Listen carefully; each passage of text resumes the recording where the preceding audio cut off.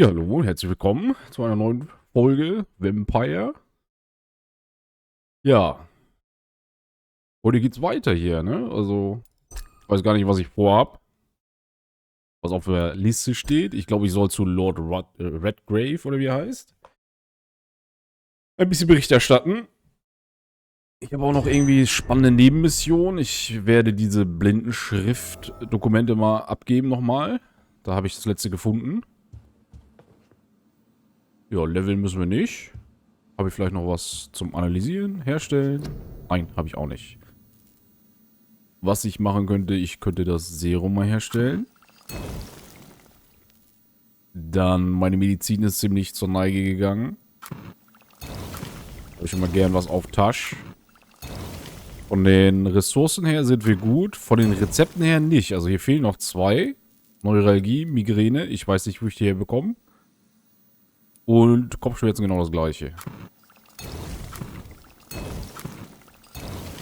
Könnten wir so ein bisschen mehr haben. Erschöpfung kann ich definitiv mehr produzieren, weil das ist die Volkskrankheit hier.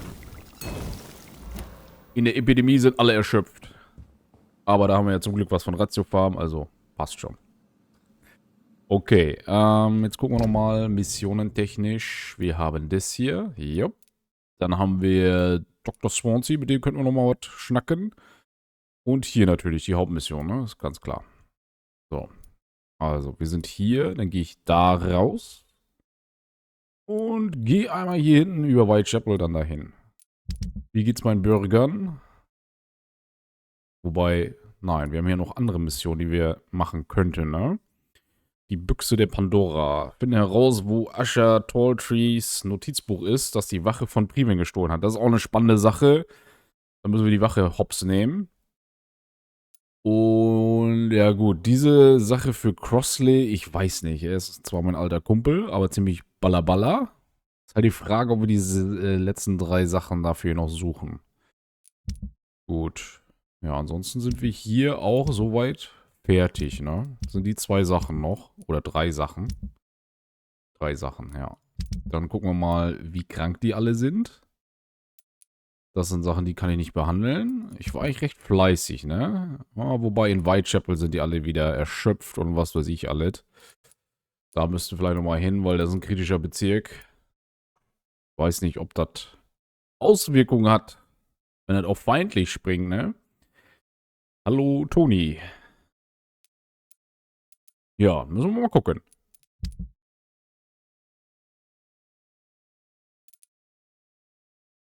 Ja, Whitechapel. Da müssen wir auf jeden Fall GWI gleich durch, ne? Also, die werden wir behandeln können. Außer den hier und den hier. Okay, jetzt müssen wir die richtige Seite nehmen. Wo gehen wir raus? Ist da richtig? Da ist richtig, ne? Da haben wir den Kopf auch, also gehen wir hier lang. Ja, Schande.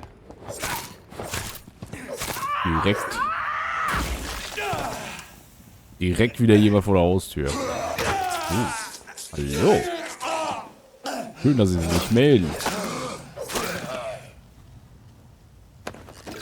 Ja. Okay, das gab ein kleines Lack. So, ja, hier bin ich auf dem richtigen Weg. Let's go. Klopf, klopf. Ich klopf mal mit, ja.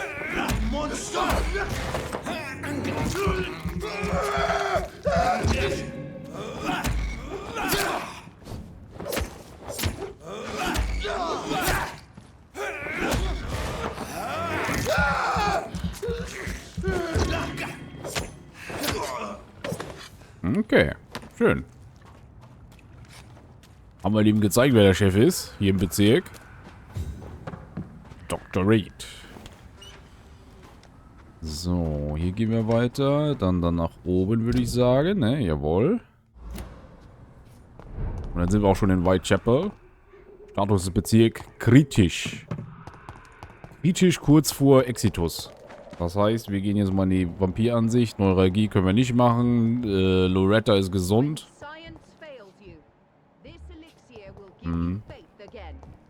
Erzählen Sie nicht sowas. Okay. Die sind alle gesund, was soll das? Ich will die Kranken und Schwachen haben. Wir gucken weiter. Darius. Der alte Mann ist der gesündeste von allen. So, da haben wir Neuralgie und hier auch. Die ist auch gesund. Wo sind die Kranken? Da. Albert Palmer ist erschöpft, da will ich hin. Perfekt. Gucken wir ihn jetzt auch mal normal an. How are you, boy? I'm not your boy, alright? Now piss off. Jetzt ziehen Sie Leine. Haben wir sonst noch irgendwas über ihn herausgefunden? Nein. Dann einfach nimm die Medizin, ja? So. There you go. Einer mit, sehr witzig, weg damit. Goodbye, young man. Goodbye, young man. Ich immer noch so nett und höflich bin zu so einem Rotzlöffel. Na gut. Haben wir den auf jeden Fall. Was ist da rot eigentlich? Ist hier ein Durchgang? Hier ist ein Durchgang. Immer noch, ne? Ich weiß gar nicht, wo wir da reinkommen. Gar keine Ahnung. Dass wir das aufmachen können. Ein bisschen mysteriös, ne? Scheint irgendwie von anderen Seite. Oh, von hier vielleicht, ne? Lass mal sehen. Wenn wir hier lang gehen. Ne. Kommen wir hier. Wobei, hier kommen wir so in den Hinterhof. Doch, das könnte was werden, ne? Gucken wir uns das nochmal an. Nee. Müsste ja hier rein, irgendwie. Aber wie? How? How is this possible, ha? Kann's nicht sagen. Wir gehen nochmal hier hoch. Vielleicht können wir hier hinten rein glitschen. Nein. Und hier gibt's ja auch gar keine Alternative, oder? Nö. Was auch immer da hinten im Hinterhof ist und warum das zugesperrt ist, wir werden es wahrscheinlich nicht so schnell herausfinden.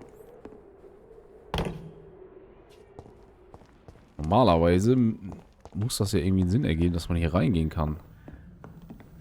Ah, schwierig. Aber da ist jetzt auch nichts Wirkliches, ne? Wir sollten uns mit solchen Lappalien nicht aufhalten. Einmal wieder da hoch. Da geht das hier lang. Hier runter. Jawohl. Sie behandelt immer noch die Toten. Also sie behandelt immer den gleichen Toten. Es ist, wie es ist. Sie kann schlecht Abschied nehmen. Okay, wo haben wir hier noch Leute, die krank sind? Das ist eine gute Frage, ne? Jetzt wieder Ratz. Ich vergesse halt auch immer, wo ich die Leute getroffen habe, ne? Da. Barrett Lewis. Sie sind erschöpft. Das geht so nicht weiter. Kommen Sie her. Hello again, sir. Hello, Doctor. Doktor? Will ich mit ihm handeln? Right then. Nee, eigentlich will ich das nicht. Ich will eigentlich nur mit ihm Hello again. Hello. Do you need... To be honest, Really? I'm very erschöpft. Also weg mit dir. Goodbye for now, Mr. Lewis. Mr. Lewis haben wir behandelt. Ist sehr schön. Dann haben wir hier noch den Pater. Hey. Spiel, ich laufe doch gar nicht. Was? Was macht es? Hallo? Dr. Reed, reißen Sie sich zusammen und gehen Sie in die richtige Richtung. Ich weiß, woran es liegt. So, jetzt geht's. Ja, es ist wahrscheinlich für Konsole optimiert. Ja, der Pater ist auch erschöpft. Aber für ihn reicht noch nicht unsere Stufe aus, um ihn hopp zu nehmen. Den würde ich gerne um die Ecke bringen, weil er will alle wegbrennen, ne? Das können wir nicht akzeptieren. Haben wir sonst noch was über ihn? Warte mal, Schüler war ein Grabräuber. Your disciple, Samuel, stole from the dead in Stonebridge Cemetery. I have proof of his crime and proof of his death. No! Samuel was the best of us. So devoted, so zealous. He gave all he had for the cause. He tirelessly preached the good word. Ja. Er hat die Toten entweiht. Er war ein Gauner. Er hat die Toten auf jeden Fall He entweiht. defiled the dead with his petty thefts. That's how he financed your misguided crusade. Think what you will. When this city is saved, he will be praised for his devoted fortitude. He walked boldly into the mouth of abomination. Your precious Samuel used you. He was an immoral crook. If that's true, then he will be my burden to bear during this endless night. Ja gut, trotzdem brauche ich jetzt Medizin, ne? Faith, No doubt. blessed with Gut, Medizin haben wir. Wir haben jetzt auch alle Hinweise über ihn gekriegt. Also sobald wir aufsteigen in der I have had Mesmerierung, enough for tonight. in Goodbye. unserer Bandstufe sozusagen, dann werde ich den auf jeden Fall unauffällig, ne? Natürlich unauffällig zur Seite bringen. Okay, wie sieht das aus in Whitechapel? Wir haben den erwischt, den erwischt, den erwischt. Wie sieht es mit den beiden Hübschen aus? Christina Poppa und Clayton Darby. Normalerweise laufen die hier auch immer rum. Christina steht eigentlich hier in meiner Ecke. Ja, guck mal, da ist sie auch. Das ist ja einfach, ne? Good evening, Christina. Change your mind, Mr. Reed? Immer noch nicht, aber ja, wenn du weiter fragst, vielleicht klappt das irgendwann. Das Ding ist, wir haben noch nichts über sie herausgefunden, ne? Do you need any assistance? It depends. Nee, die I'm hat keinen shocked Preis. that you Forgive my sister. Okay. Hinweis benötigt. 3 Hinweise fehlen uns zu ihr, ne? Ich weiß gar nicht. Kann auch sein, dass wir das verkackt haben, weil wir den einen... Naja. Da können wir nichts machen. Nein. Auf Wiedersehen. goodbye. Okay, und Clayton, der müsste hier auch irgendwo rumstehen. Das ist Barrett. Und wenn wir Clayton haben, dann sind wir hier fertig. Da ist Clayton. Oh, siehst du wohl. Clayton, Herr Journalist. Good evening, Doctor. Können wir irgendwas mit ihm machen? Nein. Er ist auch noch ein unbeschriebenes Blatt tatsächlich, ne? Das ist schon Do crazy. you need a... That would be nice. Ich denke mal, ich könnte die irgendwo noch belauschen. If you... Thank you, sir. Das müsste Goodbye, man, Mr. Darby. Farewell.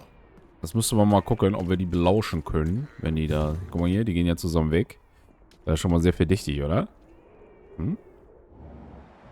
Ah? Wir lassen sie mal gehen. Jetzt bleibt sie stehen. Das kann nicht der Plan sein. Okay. Aber vielleicht Clayton. Wir bleiben an ihm dran. Kommissar Dr. Reed. Pay me a glass and I'll be gentle. Pay me a bottle.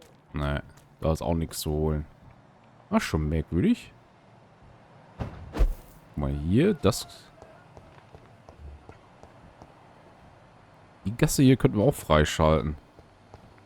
Naja. Aber da ist echt nichts zu holen bei denen in Sachen beobachten und abhören und so. Na gut. Wo führt die Gasse hin? Kann man so nicht sagen. Doch da. Okay. Ach. Ich würde sagen, ich ziehe jetzt weiter zu meinem Blinden, den wir eventuell jetzt heilen können, ne? Wir haben ja Dokumente gefunden mit Blindenschrift. Die hat er für uns gelesen. Stupid newborn! Oh, hast du mich erschreckt. Eieiei. Stupid Newborn. Hier ist auch noch einer um die Ecke. Gar keine Chance. Okay. Wir müssen hier irgendwo in die Hintergasse. Over there! There's one of them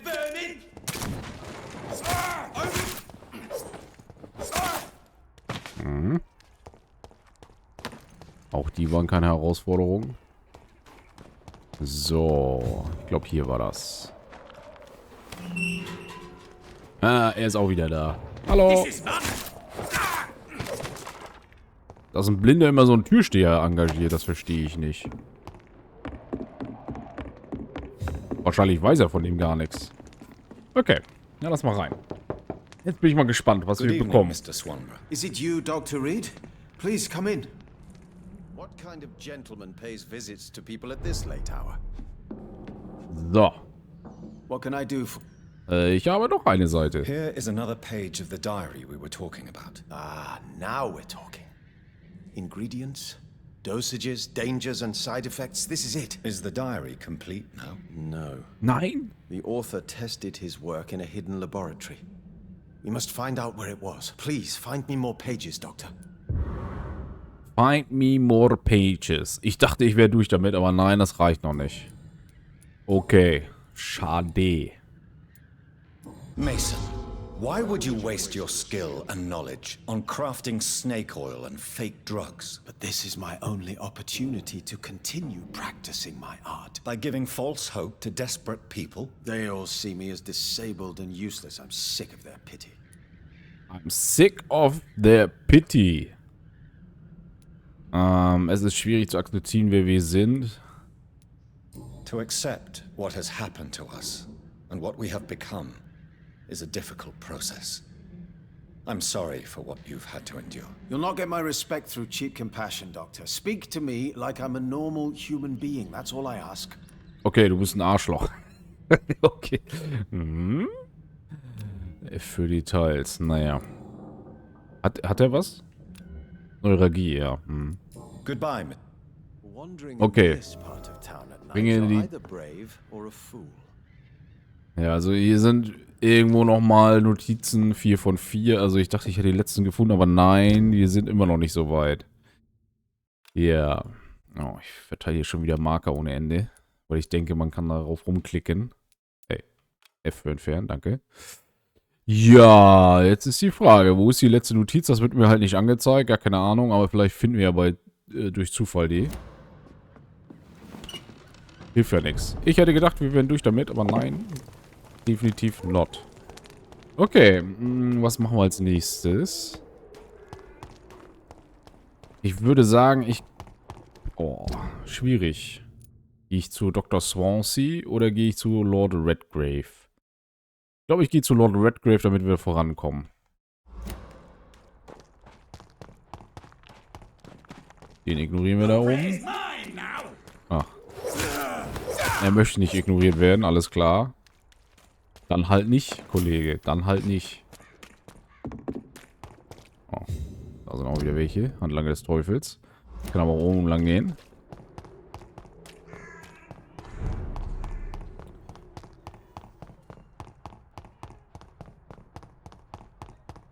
Wir laufen jetzt hier mal durch die Gegend. Vielleicht erwischen wir den einen oder anderen, aber das sieht nicht gut aus. Nein. Ich kann mir auch gut vorstellen, dass die Bereiche, die hier so noch gesperrt sind, also die Türen und so, dass da Hinweise sind zu Clayton. Clay. Wie heißt der? Clay. Clay? Clayton Darby, okay. Oder Christina Popper. Deswegen gucken wir jetzt hier einfach mal rein und schalten die frei, die Gasse. Wenn wir das können. Können wir nicht. Ich dachte, ich komme hier von hier rein. Das war so ein bisschen angedeutet hier, ne? Aber nein, ist es nicht. Wie kommen wir denn dann sonst dahin? Da oben ist ja ein... Da oben ist ja irgendwie so ein Balkon. Wo wir hier so reinkommen. Aber das sieht auch nicht so aus, ne? Whitechapel Street. Doch, hier kommen wir rein. Aber da geht's nur nach hier. Wo gehen wir jetzt hin? Hallo? Whitechapel? Dafür gibt's eine Lade? Okay. Ach so.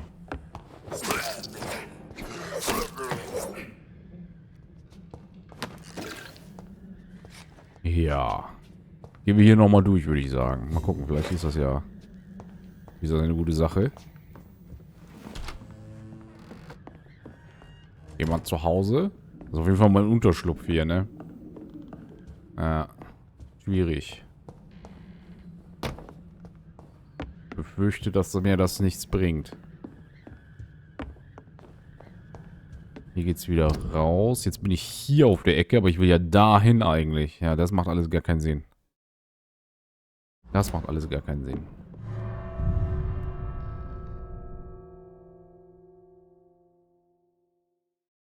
Ja gut, sollen wir machen, ne? Ich kann sie nicht alle lösen, die Rätsel hier.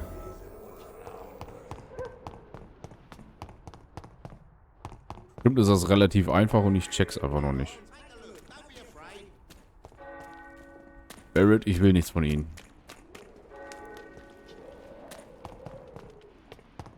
So, ich gehe jetzt auf jeden Fall zu Lord Redgrave. Mal gucken, ob ich eine Standpauke kriege, weil ich habe ja einen Icon getötet. Meinen ersten. Weil der ja die Emily hops genommen hat. Habe ich dann gesagt, so mein Junge, Feierabend.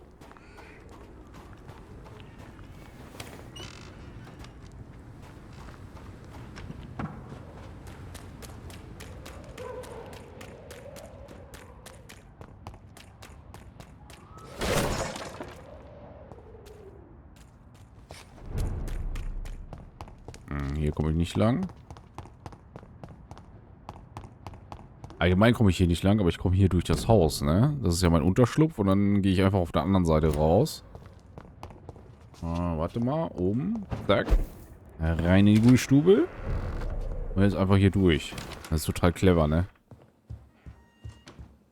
Warum soll ich außenrum, wenn ich hier lang komme? Mutter, hallo. Okay, eigentlich will ich hier gar nicht sein. Mutter, geh weg. Will ich die Treppe runter. So, und dann können wir einfach hier vorne wieder raus. Und schon stehen wir da, wo wir hinwollen. Großartig.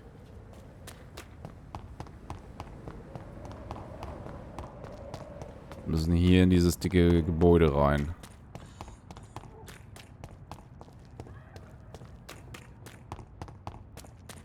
Zum Ascalon Club. Nicht wahr? Gab bestimmt auch von vorne noch einen Eingang. So, haben wir hier noch irgendwas übersehen? Nö, ne? Nein. Wollen wir mal rein in die gute Stube.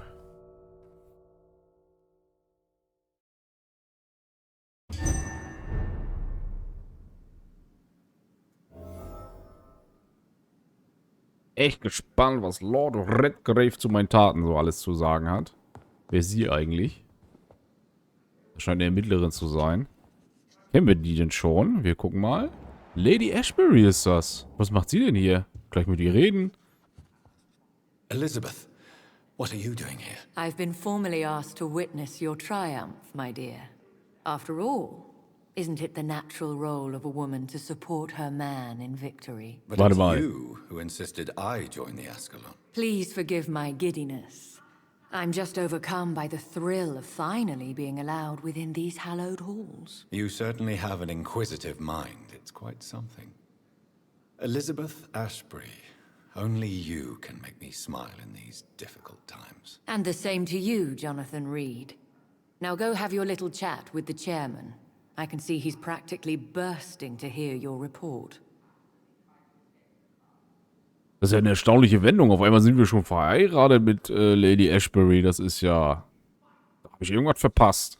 Ich dachte, da ist gerade eine Romanze am Starten. So, ihn kennen wir auch, oder? Ja, Lord Hutchinson. Lord Hutchinson. Gesundheit. Okay, Lord Hammersley. Ich habe mich mit denen tatsächlich noch gar nicht unterhalten. Ich mach das mal. Ah, okay. Das sind nur Deko-Leute. Ja, sei ruhig.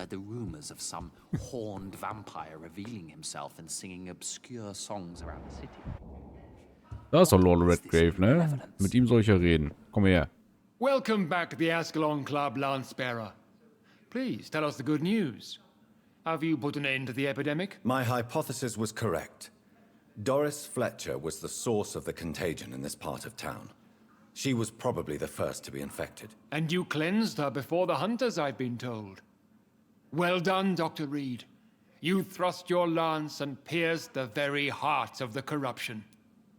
Okay, ich bin bloß ein Arzt. Ich habe mein Bestes gegeben. Einige Fragen bleiben noch. Ja. But some questions remain. The important thing is, we won a major battle for the survival of London. For that, we salute you. Thank you, my lord. Now, I have another task for you. Nee. One of the utmost importance. Perhaps even more so than the previous. I'm listening. It's time for you to perform a most sacred duty for the club. I want you to recruit a new vampire. Recruit a new vampire? Are you sending me on some sort of diplomatic mission? Not exactly. I want you to make Aloysius Dawson the Ekon he deserves to be. Ich kann das nicht. Bin ich sicher? Wie Sie wünschen, mein Lord und Herr Gebieter? Ich weiß nicht, ne? Dieser Dawson, der ist ja schon ein bisschen krank an der Backe. Und warum kann ich das nicht selber wählen? Bin ich I'm not sicher. sure I'm the best candidate for such a task. I can hear the hesitation in your voice, Dr. Reed. I admire a man of principles.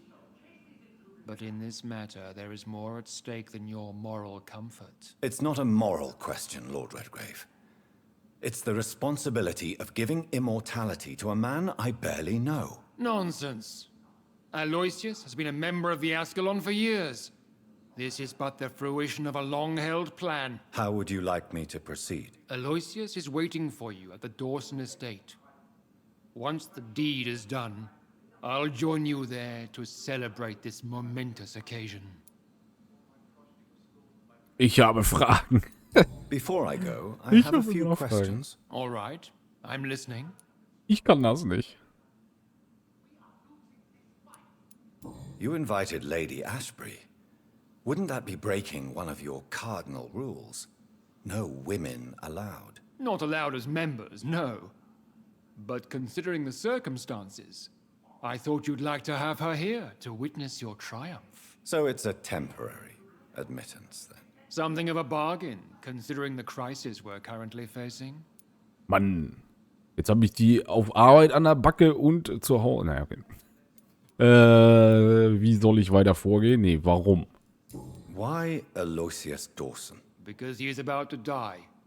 And he just may be the most influential man in England. After me, of course. After me, of course. Hat er mich auserwählt? Did he choose me? No, I did. My decision is very recent, to say the least, but it is entirely mine. Does he know I'm coming? He can't wait to become your progeny, Dr. Reed. Especially now that you have shown how strong your lineage is through your sister. How would you like me to proceed? Don't worry. Aloysius has had many years to prepare himself. He has studied our kind for decades. Gibt es Risiken und Is there any Nebenwirkungen? danger? Our blood alters a mortal body so deeply that some don't survive the metamorphosis. They die for good. But Mr. Dawson has been preparing himself for a long time. So shall I just let him drink my blood? Yes. Aloysius will gratefully sup on your blood. His heart will slow, then stop. But he will rise again as one of us, an immortal. Okay. Ich kann das nicht ablehnen. Goodbye, Lord Redgrave. Ich kann das nicht ablehnen. Ich muss den alten Sack muss ich zum Vampir machen. Das hilft ja nix. So. Aber das Gute ist, ich komme zu seinem Anwesen, ne? Das ist das einzige Positive an der ganzen Geschichte. Ja, dann begib dich zum Eingang der Temple Church. Are you Oh. all right, Jonathan? Lord Redgrave has just ordered me to turn Aloysius Dawson, to make him my progeny. I see. And how do you feel about this? Ah, siehste. Kommst du die Treppe runter, zack, fängt dich deine Frau ab. Was soll man machen? Ich schätze Ihren Rat. Es wird von großem Wert sein. Ich werde es nicht tun. Oh. Sagen wir das I mal. won't do it. The very thought of it makes me sick. The real question here is, why has his lordship given you this task? Do you think it's some sort of trap? Do you really want to know what I think about this? I do, yes. To make an immortal of a soulless blackguard like Aloysius Dawson will only lead to a disaster for London. The man is already dead inside. Should I refuse? Perhaps politely suggest that Lord Redgrave turn the man into a vampire himself. Don't you dare, my dear. According to what I've recently discovered, his lordship could kill you for even broaching the subject. Really? Why? I've recently found proof that the Earl of Bristol is of lesser lineage and only capable of creating skulls. Ich habe weitere Please Fragen. tell me more about your recent investigation. As long as you lower your voice. Genau, Rat zu Dawson nochmal. What would you have me do about Dawson? The man is dangerous.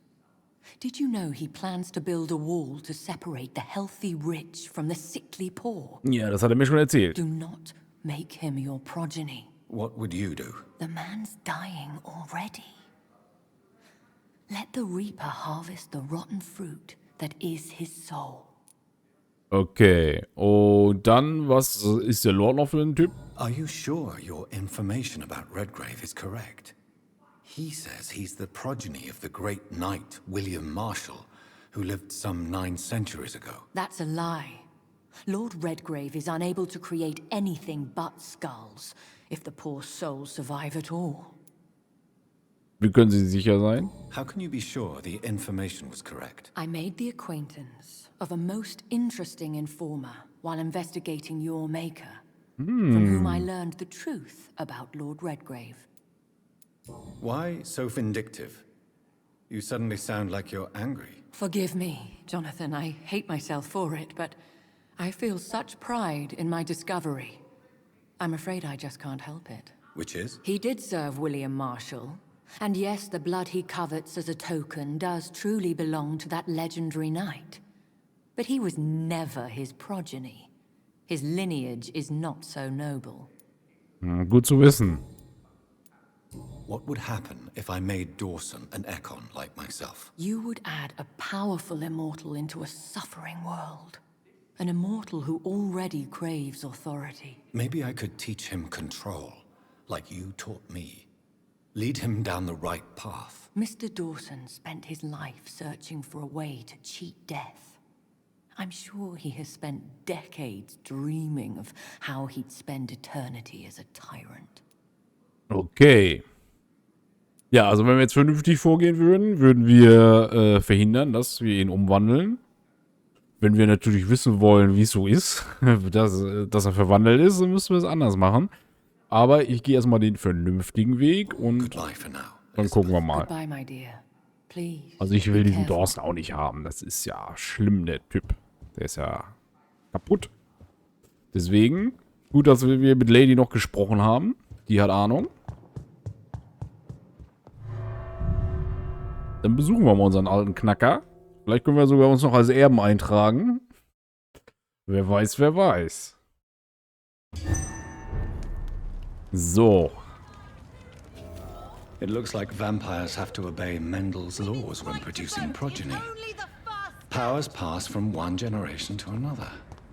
That's why Dawson wants me to sire him. Mhm. Genau deswegen will er das. Der kleine Drecksackburm. Na gut, gehe ich hier richtig? Ich bin hier nicht, also ich könnte hier außen rumgehen, das ist sicherer. Machen wir das. Da haben wir hier nur Vampirjäger, nicht die kleinen Skulls. So, gehen wir hier durch das Einkaufszentrum von Mr. Dawson wahrscheinlich. Das haben wir ja schon sauber gemacht.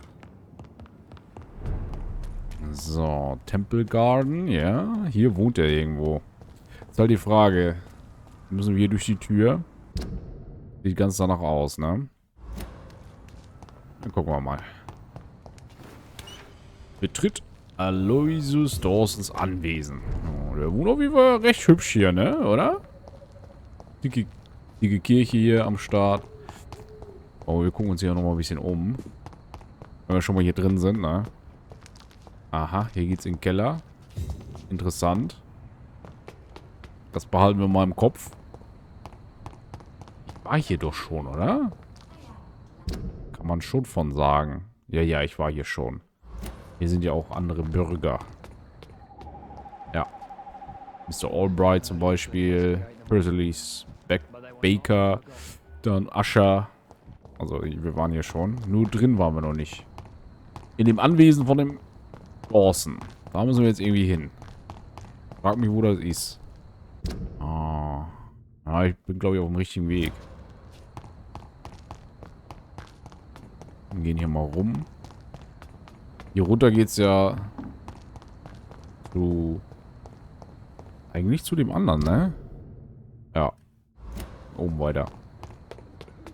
Okay. Wo wohnt der denn? Hier?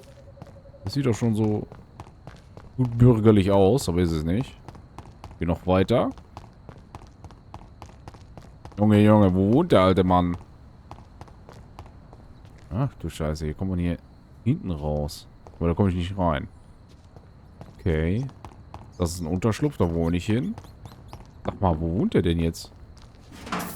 Ist das ein Rätsel, wo der wohnt? Das darf doch nicht sein. Frage die Einwohner des Westens nach... Ach, okay. Wir fragen die beiden Brüder hier. Hello again, Dr. Reed. Dr. Reed?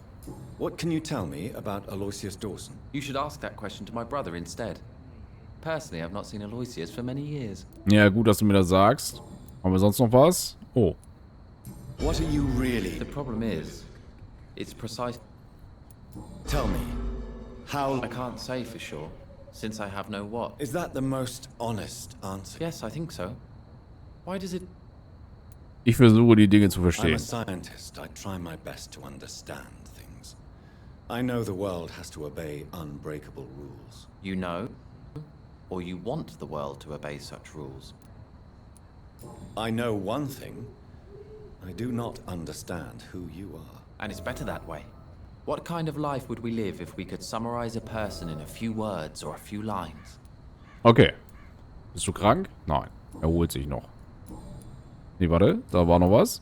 If you finally manage to leave London, where do you intend to go? A happy place, that's for sure.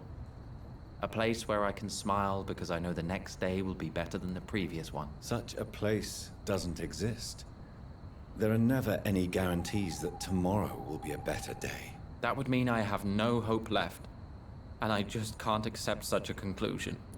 Kann er nicht akzeptieren. Nein, nein. Haben wir jetzt alle Informationen über ihn? Ja, tatsächlich. Der bringt 4000 EP. Das ist ganz schön viel. So, und sein Brüderchen, der weiß anscheinend Bescheid über Mr. Dawson. Mein Gott. Chaos. Good evening, Mr. Baker. Why do I always have feelings of déjà vu when I talk to you? Das frage ich mich auch. Haben wir sonst noch was? Ihre seltsame Empfindung über die Stadt. Haben wir denn eigentlich wir haben alle Informationen. Wir brauchen gar nicht mehr mit ihm reden, oder?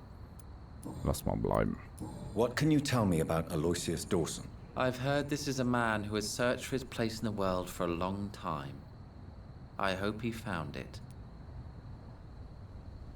Wobei, wann sehe ich ihn nochmal, ne? Tell me more about your strange feelings towards the city. I would be happy to describe them. But it's too hard to explain with mere words what I'm feeling. It's unclear. Too confused. Go on, please. Where should I start? The world is chaos. Men go mad and nature itself runs roughshod over us all. This is not the first time mankind has faced a deadly epidemic or a war. Men kill each other while nature decides to kill them all. I don't know what scares me the most. Do you? Both can be disastrous, and a combination of the two merely increases their potency. And what if they were just a sign of worse disasters to come? Something of biblical proportions, I wonder. Yeah. How long have you been waiting for this man? Sometimes I feel as though I've been waiting for him for ages. Perhaps it is my role in life to wait for him. Not a pleasant thought. It could be dangerous for you, waiting here all night. That's quite true. But what other choice do we have? We are waiting here until we finally go. Mr. Baker, I have met many strange people during my life, but you are definitely one of the strangest. Really? I don't feel particularly odd or weird. All I want to do is leave. What's wrong with that? Du weg, hat er gesagt. Why are you still waiting for this person? What would be the point of going before meeting the man, as he's going to help us leave? Pericles, what are you going to do now? I don't know. Perhaps it's time to leave. Perhaps we should stay a little longer. How can I tell? And where exactly are you thinking of going? In a place where I will finally have that feeling, to be where I belong. The world has to be meaningless chaos to make such a heaven plausible. Okay. Gut. Haben wir nichts wirklich Neues bei ihm herausgefunden, ne? Hab ich ihn gefragt? Was mit dir Dawson ist? Ich glaube, das habe ich schon wieder vergessen, oder? Good evening. What can you tell me? I've heard this is a man who has searched for his place. Okay, ja, okay, alles klar. Goodbye. Das hatten wir schon. Ja, so kommen wir nicht weiter. Wir fragen die Einwohner. Wir haben noch hier den Inspektor. Der Inspektor, der weiß doch alles. Wo ist der Inspektor? Inspektor, ich brauche Sie. Mr. Albright. Dr. Reed möchte ein Fachgespräch mit Ihnen führen. Da ist er doch. Perfekt. So, wenn der das nicht weiß, dann weiß ich auch nicht. Dr. Reed, still conducting your nocturnal survey? Ja, ist richtig. Habe ich sonst noch was? Nein. Do you know anything in particular about a man called Aloysius Dawson? Who doesn't know the man? I think he intervened personally to put an end to the police strike of last August. What else can you tell me about him? Aloysius Dawson is exactly the kind of powerful and influential man who could commit murder and get away with it. With just one phone call. Ja, das hat mir auch richtig geholfen. Oh, shit. Goodbye. Goodbye, Doc. Ah. Frage die Einwohner des Westends. Das ist ja das Westend hier. Das ist ja... Wen haben wir denn hier noch? Da. Carolyn Price. Die weiß doch auch alles. Warte mal, muss ich hier rein, ne? Ja. So. Good evening, Miss Price. You know you can call me Carolyn, my dear doctor. Ja, das machen wir schon seit längerem so. Okay, da haben wir auch noch nicht alles. Do you know Aloysius Dawson? Everybody knows him. He's only been to my shop once, though, looking for rare books and other intriguing antiques. Did he buy something from you? No, he left quickly. He almost laughed at my goods. Mr. Dawson may be a rich man, but you can't buy good manners. But isn't Aloysius Dawson known for his philanthropy? That was before his brother Robert died in an aeroplane crash. Since then, the remaining twin has turned into a heartless tycoon. Siehst du wohl. Haben wir wenigstens schon mal einen Hinweis bekommen. Aber nicht den, der mir hilft, ne? Das ist ja das. Goodbye for now, Miss Price. Wer weiß, vielleicht weiß ihre Tochter ja mehr. Muss ich aber warten, bis sie wieder von unten nach oben kommt. Die arbeitet da immer schwer und hart. Glaube ich. Die Carol.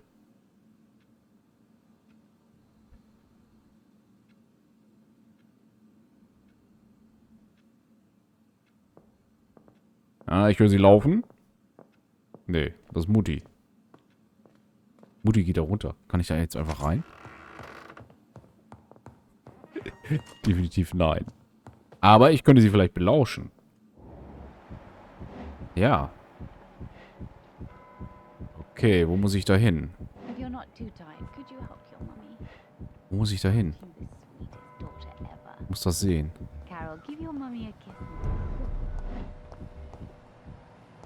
Ah, fuck. Wo ist der Ort, wo ich hin muss, damit ich die belauschen kann? Ja, jetzt ist schon vorbei, ne? Naja. Egal. Auf jeden Fall wissen wir können sie nochmal belauschen. Ich denke mal, ich muss eine Position finden, wo ich den Keller sehen kann. Ja, ich bleibe so lange, bis deine Tochter von unten nach oben gekommen ist.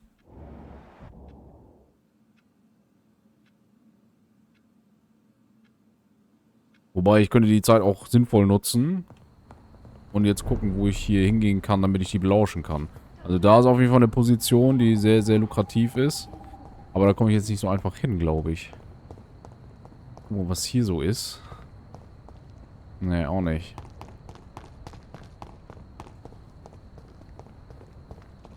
Ah, hier wäre das. Ja. Ich glaube, hier wäre die Position, das abzulauschen. Bin ich mir relativ sicher. Also, gucken wir mal. Die ist noch da. Töchterchen. Ah, sie geht wieder runter. Okay. Dann gehe ich da jetzt mal hin und guck mal, wie das läuft. Ob das hier so läuft. Nee. Bin hier nicht an der richtigen Posi. Das ist ja ein Ding. Mal wird ja mir das angezeigt, die Position, wo ich sie ablauschen kann. Muss ich da irgendwo hin? Doch hier. Ah, okay.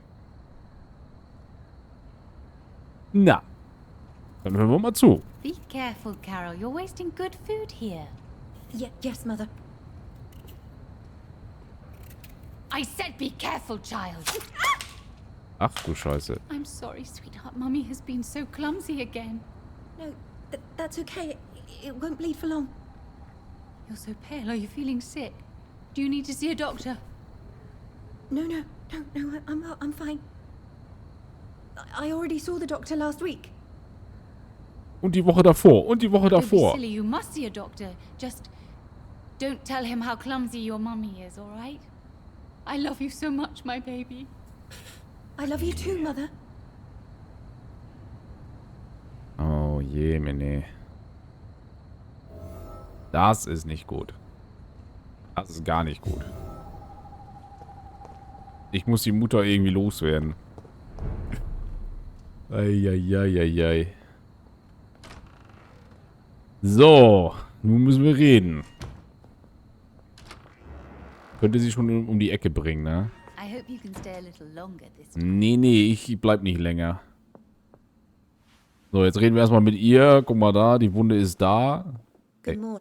Ja, good morning. Good evening, young lady. My mother always prefers when people simply call me Carol. Ja, wir fragen sie erstmal nach Have Aloysius you ever met Dawson. the famous Aloysius Dawson? Yes. A very strange man. Not very nice. What do you mean? He said he was ready to pay good money for rare books. And then laughed at what we showed him. Okay, da werden wir nicht viel rauskriegen. So. Is it true you often hurt yourself, Carol? Yes, it's true. I try to behave. I really do. But one way or another, I always end up injured or wounded. I'm so stupid. Why would you be stupid? It's like I can't help getting under my mother's feet.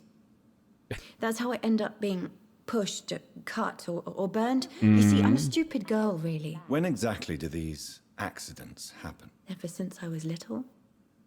Ach du Schande. That's why I need to stay with Mum. I'm not capable of taking care of myself. Oha. Da ist aber ein bisschen mehr im Busch, ne? Goodbye, Okay, Carol. ihr können wir das jetzt nicht sagen, dass wir das wissen, was da los Good ist. morning. Wir müssen hier mit Mutti reden. Good evening, Miss Price. Vielleicht, You know you can vielleicht call können wir me sie ja Carolyn, my dear im doctor. Guten dazu überzeugen, ne? Verletzen sie Carol oft, sie misshandeln ihre Tochter. You are responsible for your daughter's many injuries and scars, Carolyn. You brutalize her, don't you? How could I abuse my own flesh and blood? This is nonsense. It would be like hurting myself. You really believe you've done nothing wrong, don't you? How long has this been going on for? I should have seen it when you were my patients. Seen what? Child abuse? Are you mad, Dr. Reed? I dedicated my whole life to my precious Carol. She is a part of me. Yes. Even her name is just a part of yours. This is a terrible tragedy. Something of an unknown disorder. My God. Abuse that comes from overwhelming love. I can't believe what I'm hearing. How dare you say something like that? What kind of a monster do you think I am? Ja, wir fragen erstmal, wie oft das passiert. Tell me, Carolyn, do you often wound or hurt your daughter by mistake? No. I always thought it was Carol's clumsiness that caused these incidents. Maybe it's a family trait, Doctor. You really believe it's just bad luck and being clumsy then? Of course, Doctor. What else could it be? I have nothing to hide. I have nothing to hide. Speak to me, Carolyn. Why do you behave like this? How does it make you feel to hurt Carol before cajoling her? I don't know.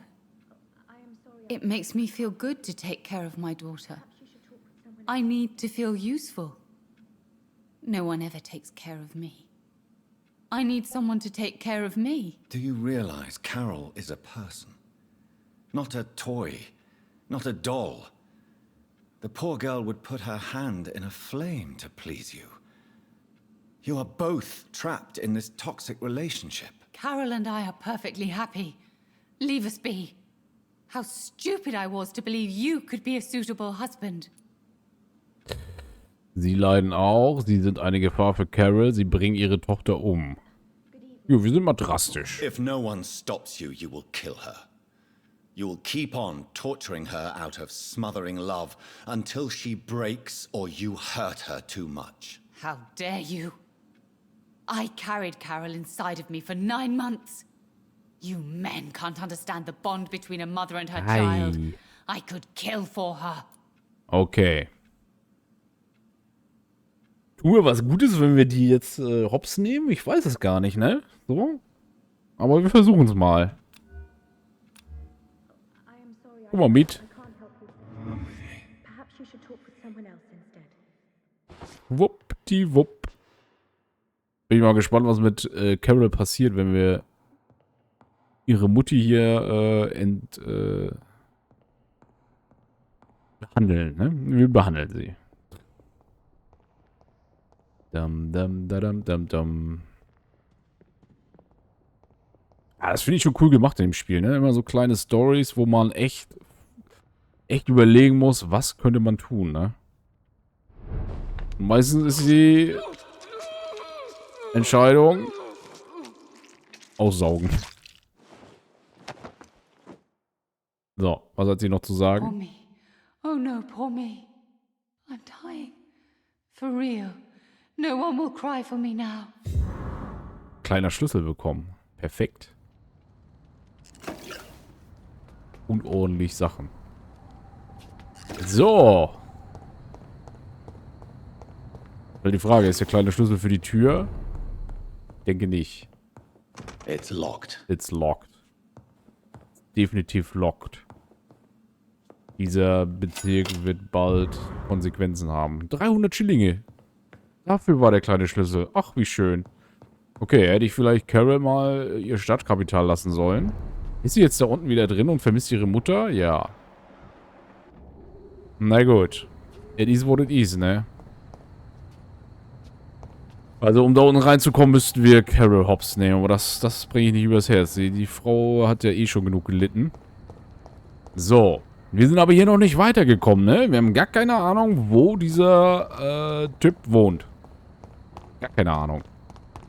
Das heißt ja im Endeffekt, ich müsste vielleicht doch noch zu hier... Der Einzige, der hier noch ist der Ascher, ne? Ascher ist noch da. Da müsste ich hier außen lang. Warte, hier. Der wohnt ja unten. Fragen wir Ascher mal, ob er Ahnung hat, was mit Alois Dawson ist. Oh, müssen wir unten rein. Hier die Platten habe ich auch noch nicht verstanden, was das bringt. Die kann man ja so runterdrücken. Werden wir vielleicht auch noch herausfinden, ne? Good evening, Jonathan Reed. Can I help you in any way? Ja, kannst du. Is there anything you could tell me about Aloysius Dawson? Aloysius Dawson. Yes, of course. We met on several occasions. With time, he got deeper and deeper into the occult. He's not the only one. It's been quite the fashion for several decades. The Golden Dawn, for instance, is just one example. True. Aloysius was a member of the Golden Dawn until 1900. Then his thirst for dark knowledge grew. I'm talking forbidden texts. Readings which blackened his heart. Okay, ja, wir haben einen Hinweis bekommen, aber immer noch nicht, wo er wohnt, ne? Das ist sehr, sehr schade. Ja. Können Sie mir die Karten legen, um nochmal, komm, wir können zweimal nochmal legen, weil wir haben ja gerade 300 Schillinge plus gemacht, ne?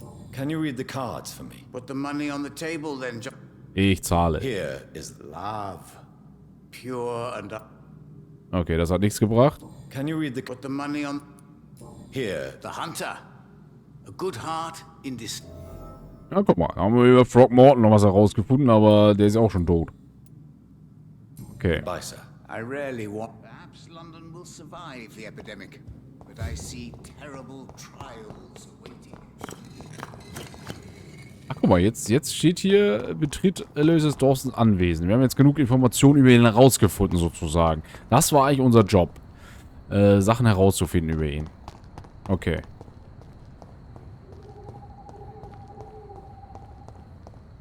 I cannot enter. I cannot enter. So, wo ist sein Anwesen, ne? Wissen wir gar nicht. What the fuck? Oh. Wieso wird mir das nicht angezeigt? Wohnt er woanders? Nein, das macht ja gar keinen Sinn. Okay,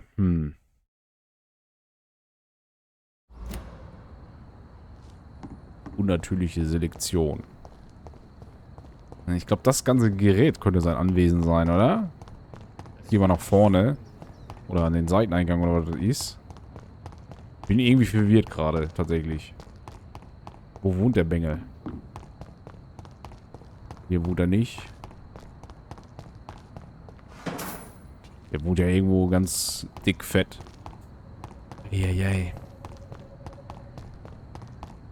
Wir gehen hier weiter rum. Da gehen wir nicht rein. Wo ist das Anwesen? Hier? Nein. Da kommen wir auch nicht rein. Okay, da hätte ich jetzt gedacht. Eieieiei.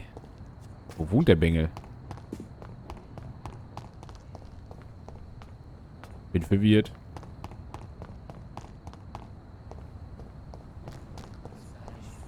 Ist sie gerade hier oben? Nein. Prices Geschäft. Temple Church. Ich glaube, hier bin ich auch nicht richtig. Das ist Mr. Albright. Ja, ja. Was ist hier passiert? Okay, Das ist ja die Temple Church. Da hat der Dawson ja nichts mit zu tun, ne? Echt verwirrt. Wo wohnt der Bengel? Ich glaube auch gar nicht, dass er hier im Temple Church Distrikt ist, so. Na gut.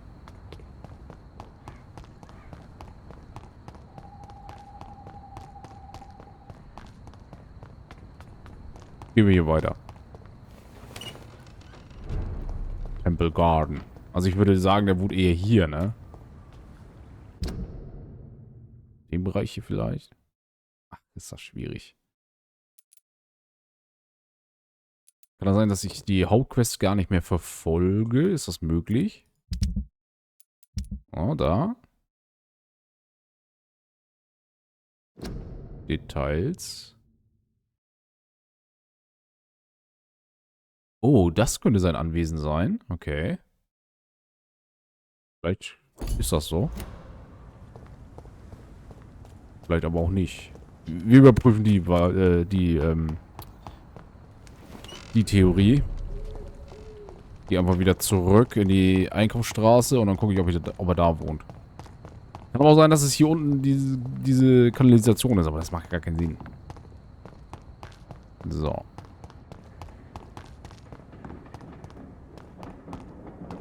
Hier sind wir auch nicht richtig. Überall wohnt er nicht, der Sack. Okay, wir gehen hier weiter. Da kommen wir hier lang, ne? Aber warum eigentlich? Was war hier noch? Nee, doch, da. Hier war nichts, außer der hier.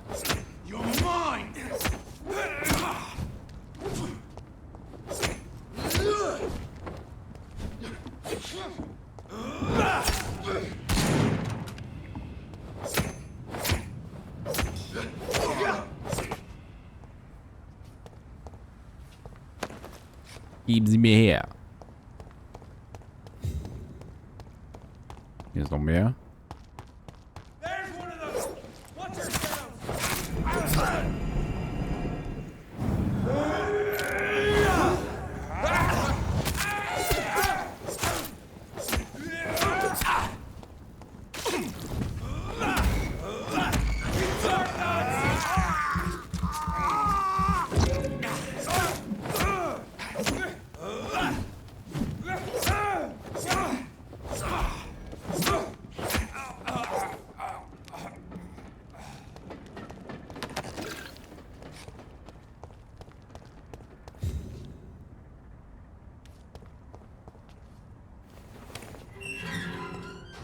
Für mich sieht das aus wie ein Anwesen.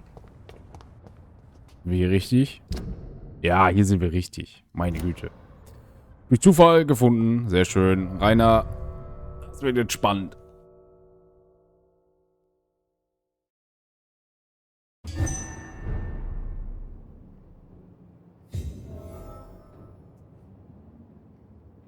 Also ich kann mir gut vorstellen, dass der natürlich die Möglichkeit auch sieht, dass ich das nicht mache, was er vorhat, ne? Dawson's mansion. Here I am at last. Ja, The erstmal leer question räumen. remains. Am I ready to make a dying man my progeny? Bin nicht dazu bereit. Nein, bin ich nicht. Jetzt ist halt die Frage, habe ich die Wahl? Da bin ich jetzt gespannt. Muss ja irgendwie so möglich sein, oder? Aber erstmal alles einstecken, was er hier hat. Okay, da komme ich rein. Hier können wir nochmal rumgehen. Die ganzen Schränke öffnen. Vielleicht noch Hinweise finden.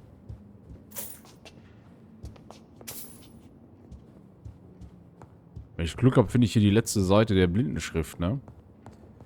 Was ich aber nicht glaube. Okay. Schwierig.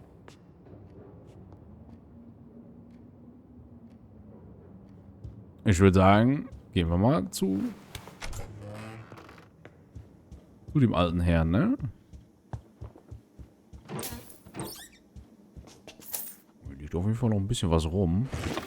Und er sagt, er sammelt auch alte Bücher, ne? Da könnte ja durchaus das dabei sein. It's locked, all right. It's locked, ja. Das merken wir uns mal, dass der geschlossen ist, der Safe. Und dass wir ja ihn nicht vorhaben, so um Ecken zu machen, ne? Iken, so heißt das nicht, Ecken. Iken. Sag mal, was hat er hier für ein Anwesen? Wo steckt der Bengel denn? Ist er hier? Ja, er ist hier. So, da ist er. So alt und hilflos, ne? Noch ein Safe, nochmal geschlossen. Gut, merken wir uns alles. 2 Saves sind zu öffnen. Kommen wir hier raus? Nein. Gucken wir hier nochmal. Hier kommen wir ja theoretisch wieder in die Eingangshalle, ne? Korrekt. Okay, ja dann, let's go. Finally, you're here, Dr. Reed. What took you so long? I had to pass several of your barricades and outposts to access your mansion, sir. Death, pestilence surround us, and time is against me. I see you've gathered some of the most expensive, albeit experimental, blood transfusion equipment available. All this could be so useful in a hospital. Yes, yes. Since Lord Redgrave sent me a doctor to perform my conversion, I thought you might find some of these devices useful. Most thoughtful. But tonight I'm not here as a physician. But I feel reassured that a specialist such as yourself would help me to escape the Reaper. Very well. But before I proceed, I have a few questions for you. If you must, but be quick, for I don't have much time left in this life. First of all, I need to be sure that you know exactly what is going to happen to you, sir. I can assure you I'm as informed as any man can be. I have planned for this moment, Dr. Reed. Planned very carefully. Keine Eile. Vertrauen Sie mir. Ich bin hier der einzige Vampir. Keine Eile. Sir, I'm going to end your life. Do you not wish to discuss the procedure for even a minute? I don't have a minute to indulge in idle chatter. I can't feel my legs. And the cold. So cold. So cold. I will become your maker. Do you understand what that means? Well, I certainly won't consider you my liege, or some such drivel. You can be assured of that. What do you know about the Guard of Priwen? What I do know is that I'll crush anyone or anything that would dare to oppose me. Oha. Jetzt wird er ganz anders. You'll need to feed on warm blood. Blood from mortals. How do you feel about that? I'm rich, Dr. Reed, and powerful. I'm sure I'll be able to acquire all the blood I need without ever having to sully my own hands. Ja, dann würde ich sagen, dann mal los, ne? Let's move on then. Please, I'm cold and tired. I feel my life waning with every moment. But first, before you embrace immortality, what would you do with such a gift? That's a rather impertinent question, Dr. Reed, and I will do as I please. Answer me all the same. What will your first action be as an immortal? To save London. I will finance the most efficient quarantine ever seen. I will build a wall that will separate the sick boroughs from the healthy ones. Ja. Who gave you the right to decide the fate of thousands of people? My money. My money and my pending immortality gives me the needed authority, Doctor. I'm a businessman. I'm used to tough decisions. You really plan to build a quarantine wall across London? Yes, it will be tall and strong, separating the wheat from the chaff. By doing so, you will also create 2 separate prisons. Come, sir. An eminent doctor like yourself knows that such radical measures have proved efficient in the past. Let me guess. You mean to isolate the rich from the poor? This is a desperate measure for desperate times. England must prevail, Doctor, no matter the cost. Quarantine is not a bad idea, medically speaking. But I'm convinced this epidemic will not be contained by mere walls. As long as the right people are on the right side of the wall, that's all that matters. Okay. What if a new outbreak happens inside your walls? You'll have created a giant trap. That won't happen. As long as we dispose of anyone that is contaminated as soon as they are spotted. But you can't guarantee infection will not spread. Just one contagious carrier would be enough to create an apocalypse. The apocalypse is already knocking at the gate. We must be strong now. Okay, ich habe genug gehört. I've heard enough. It's time to proceed. At last. All right, do what you have to do. If it hurts, so be it. I've been preparing such a long time for this. Ja, siehst du wohl. In den Bann ziehen, vergessen Sie Ihre Angst vor dem Tod. Verwandeln, du opferst soweit 2000 EP, ich mache Sie zu einem Vampir. Aussaugen, ich werde Sie töten. In den Bann ziehen. In den Bann ziehen wäre ja quasi nochmal ein bisschen hinauszögern, oder? Ich mach mal das. Listen to me, Aloysius Dawson. You will forget your fear of dying, for it has poisoned your mind and made you bitter and ruthless since the death of your twin brother. You don't understand. Death is oblivion, the eternal void. I know there's nothing there. I saw it in Robert's empty eyes. I saw myself in that coffin. Death is painful for those who remain, not for those who have passed. All that occult gibberish you filled your head with has made you forget this simple truth. No! Death will not claim me. I have the power and the money. I've acquired the arcane knowledge needed. I believe there is magic, there are dark forces. You will provide me my extension. Your ignorance makes you a fool. You have no idea. Look at me. Hunted like a beast, my family lost, cursed. I have not escaped death, I have become it. No, there must be a way. I don't want to go like my brother did. I have money, lots of money. Money won't ease your mind. I know you used to be a good and generous man. So I offer you the gift of peace, Aloysius. The tranquility of a true death. I accept your offer. And I understand. No more fear, I will die a man of dignity. And a man at peace.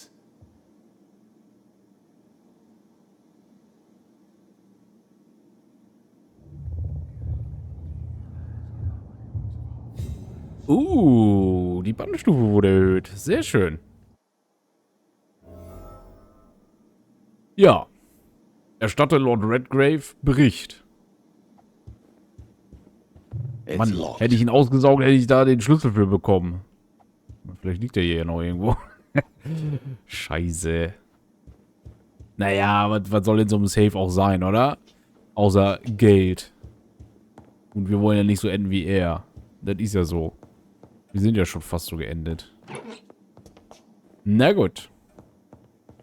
Auch hier überall Saves, ne? Also die Verlockung war schon da. Ihn einfach nur auszusaugen und den Schlüssel an uns zu nehmen. Jetzt können wir das knicken. Ja, der ist dudelig. Da können wir nichts mehr dran drehen. Können wir nicht looten, nix. Naja, gut. Aber ich denke mal, wir haben für mich jetzt die beste Entscheidung getroffen. Er war ja nicht immer ein Arschloch.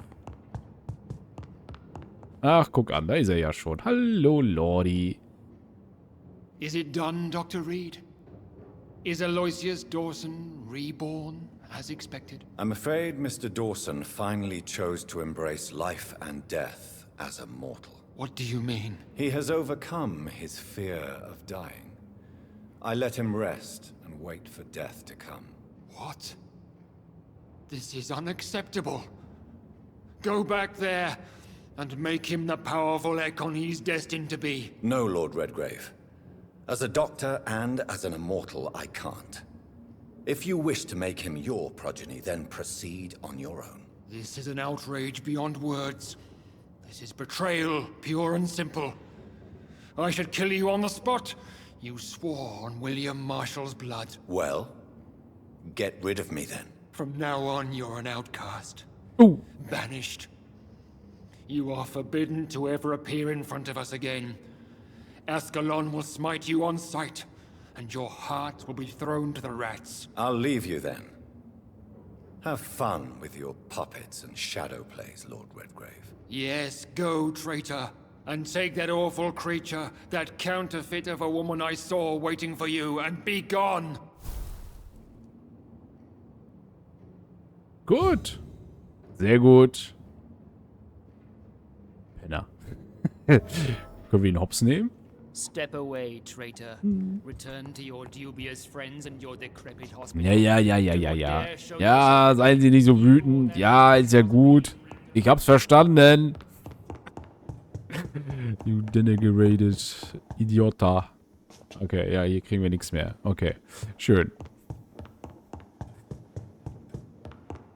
Ja, Club Ascalon hat mir eh nie zugesagt. Das passt schon.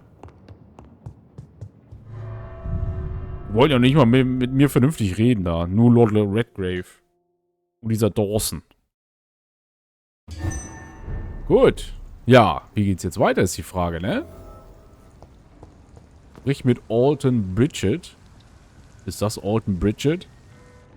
Das ist Alton. Ach, das ist... Mit der alten Bridget heißt er, nicht Alton. Lost. Die alte Bridget. Was macht sie denn hier? Die aus der Kanalisation. We meet again at the strangest of times, young Ekon. So do you serve the Earl of Bristol now? Old Bridget. What are you doing here? Your friend, the wise Ekon. She sent me to warn you. Niemand hat dich gesehen. Did anyone see you? It's a long way from the dock sewers, and hunters are patrolling the streets here. Who said I took the streets? How do you think I survived for centuries in this city without ever being seen?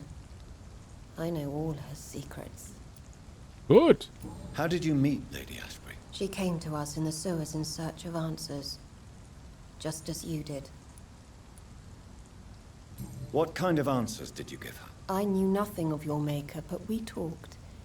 We talked a lot. Her words and ideas are captivating. It is no surprise that you like her. I like her too. Lady Ashbury in the sewers? Now that's a sight I wish I'd seen. She said she was your friend, and that she sought the identity of your maker. So I answered her questions. Ja gut, sie soll mich warnen. Jetzt müssen wir nur wissen, wovor, ne? Lady Ashbury? You know her? Tell me what's going on. The lady approached me but a few nights ago, wanting to meet the sewer skulls. Once she questioned Harriet Jones. She agreed to help us. Harriet Jones is still with you then? How is she doing? Harriet remains angry, but is recovering slowly. Her mind is twisted, but at least her body is healing. Tell me what is going on. The lady asked us to keep an eye on your mortal doctor friend while you were away. We spotted the hunters. They were discussing plans to attack tonight. Wait, slow down. I need to ask you something. I'm listening, but I do not have time to waste, so be quick. Be quick. Wo ist Lady Ashbury? Where is Lady Ashbury right now? She said she will go home. She needed to speak with some old friends first, though. Do not worry, young Ekon. She is no fool, and just as strong as you. Aha. Why do I feel like Lord Redgrave was particularly irritated to see you? Far more so than the average Skull, if I may say. Because I used to know him quite well. And he is afraid I may remember who he really is. You're Elizabeth's informant. You're the one who told her about Lord Redgrave's lies regarding his lineage. Yes, but my words were not meant to hurt or threaten. I simply told the story of the sewer skulls, and of so many other forgotten children. How did Elizabeth find you? She presented herself humbly at our gate, and asked if we knew of any ancestral vampires hiding in London. She asked about Ascalon. She asked about many things. Okay. Was denkst du über sie? What do you think of her? Her soul is good, yet tainted with a deep sadness, and the scars of ancient wounds. Time does that to us immortals, for we have so much to dwell upon. Why did she come to you? I am old Bridget, the buried memory of the city. She sought the silent truths. Truths I have kept hidden for so long. Okay, sehr schön. Dann lass mal loslegen. Dann haben wir keine Zeit zu verlieren. No time to lose, then. I must go there right away. I shall return to my den. Have you a message for the lady? Should I see her before you? Sag ihr, wir müssen uns unterhalten. Sag ihr, ich sorge mich um sie. Ah, das hier. Yes. Wir sind romantisch. Tell her I love her. Is this still unknown to her? Go now and take care, young Ekon, for the flames are rising. The flames are rising. Okay, alte Bridget. Sehr gut.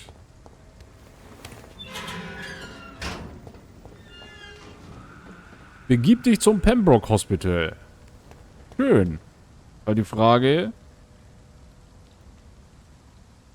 Leveln wir uns noch ein bisschen, bevor wir da hingehen? Ich denke, ja.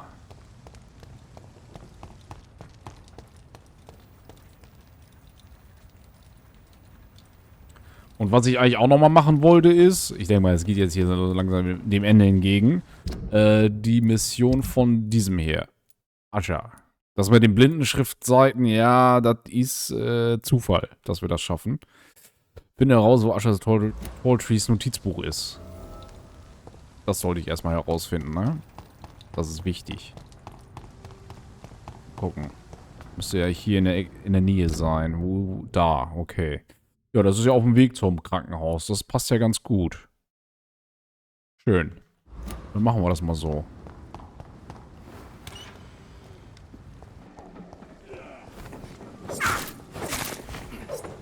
Lord Finney? Ach du Scheiße. Lord Finney, wir können über alles reden. Du musst doch nicht immer gleich so aggressiv werden.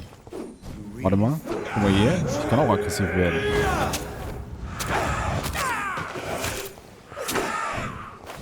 Oh je. Der ist gar nicht so schwach.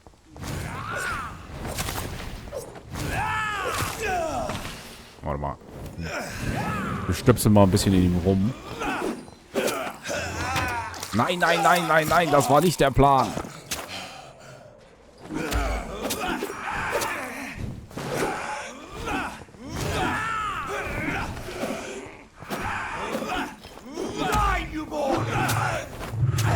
Er wehrt sich gut.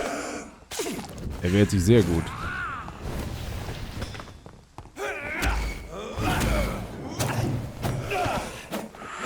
Hey, Freunde, wir können über alles reden.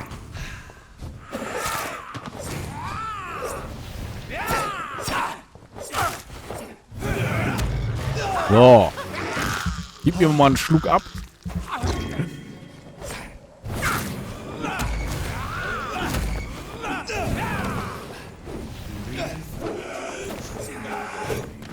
Wo ist er? Wo ist er? Wo ist er? Er ist weg. Ich muss seinen Schatten besiegen.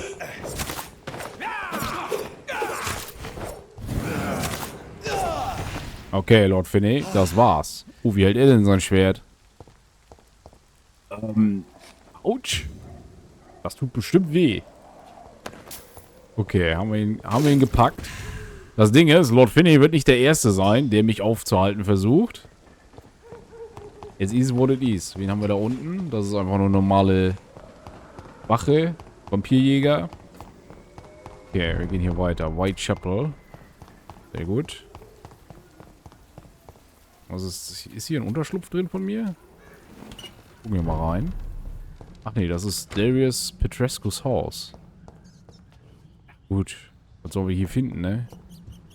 Beim alten Mann. Geld. Seine letzten Ersparnisse haben wir weggenommen. Gut. Er hat auf jeden Fall eine Rattenplage. Da können wir ihm helfen. I have this thirst for blood.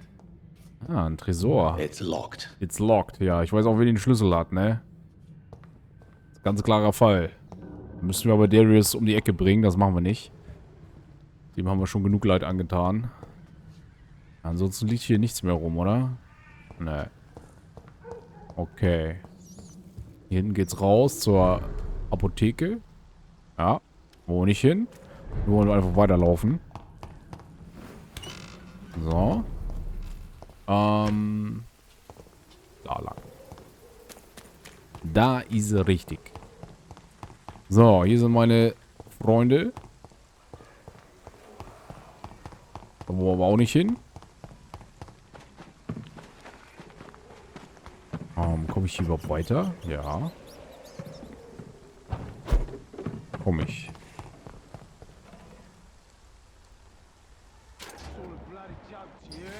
Benjamin, was stimmt mit dir nicht? Okay, wir sind so ziemlich dicht dran. Aber so kommen wir da nicht hin. Wir müssen hier, da so lang und dann dahin. Denke ich mal. Schwierige Nummer. Schwierige Nummer. Ja, gucken wir mal. Ist hier ein Unterschlupf von mir in der Nähe? Ja, ist tatsächlich. Ich gehe da erstmal zum Unterschlupf und gucke, was passiert. Hallo? Andere Richtung. Hier lang.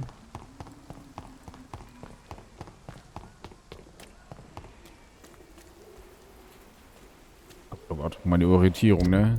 Ah, ich bin falsch gelaufen. Hilfe! Mistakes were done.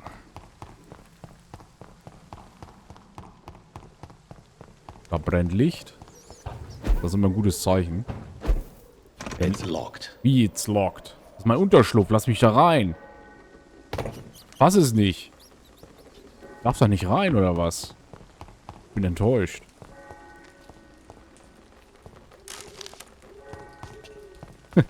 Okay. Scheint nicht erwünscht zu sein, dass ich da reingehe. Gehen wir mal hier durch die erste Tür.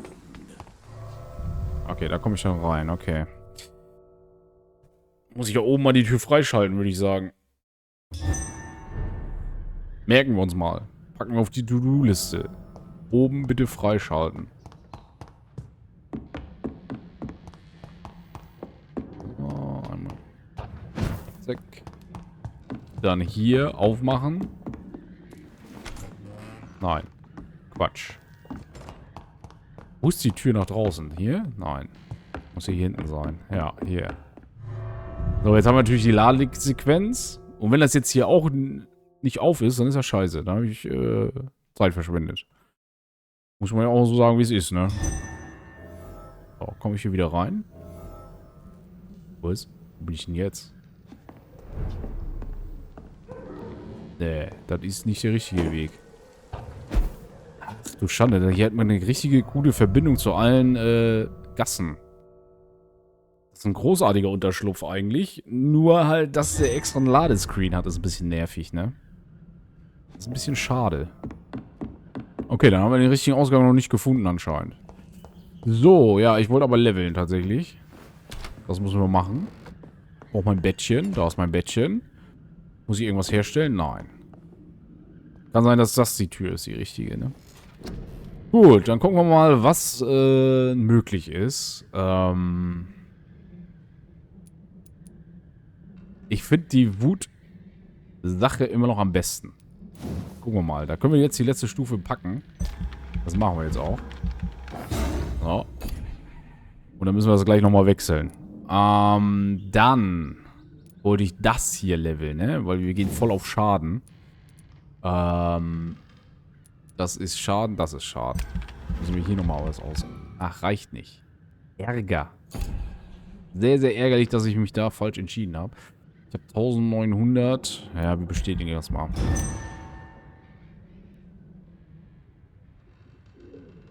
So, jetzt bin ich mal gespannt. Aloysius Dawson verstorben. Nein, sowas. Wie konnte das denn passieren?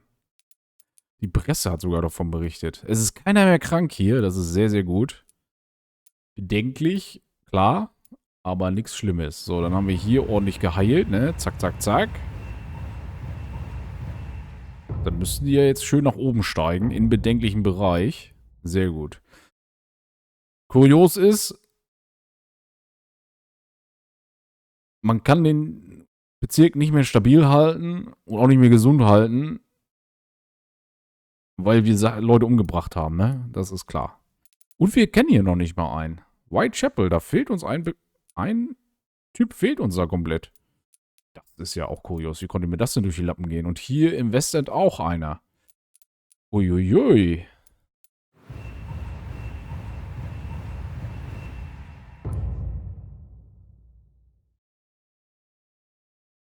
Gut, da ist auch alles in Ordnung.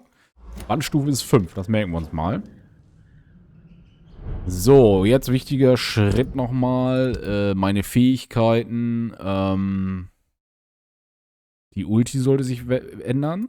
Nehmen wir nämlich die. So. Und der Schattennebel, den will ich eigentlich auch nicht haben. Ach, ja, ist halt schwierig, ne? Autophagie. Nein, ich will das hier, die Clown haben. Ist ein bisschen Schaden, aber ist okay. Können wir leben. So, und Serum müssen wir auch noch wechseln, ne? Das starke Serum soll dahin auf jeden Fall. Und hier müssen wir auch auf Regeneration. Ja, können wir auch mal nehmen. Ist schon okay. Die Bewaffnung bleibt so. Okay, let's go. Wir wollen ja jetzt eigentlich nur die Mission nochmal machen. Ja, die Frage, wo ich rausgehe, ne? Ah, das ist die Frage. Ich gehe einfach da raus, wo ich reingegangen bin.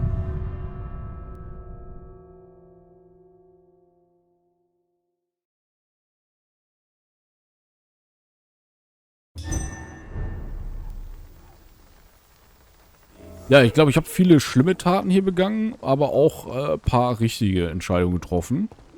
Das kann man so sagen. So, ich bin jetzt hier, ich muss dahin. Das heißt, wir kriegen nur hier die Verbindung hin. Also wir gehen jetzt hier raus und dann nach links.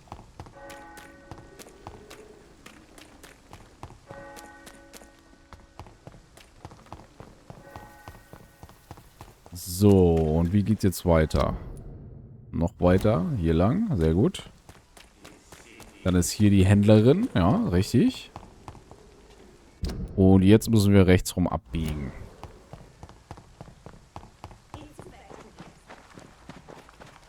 Und dann hier unten lang.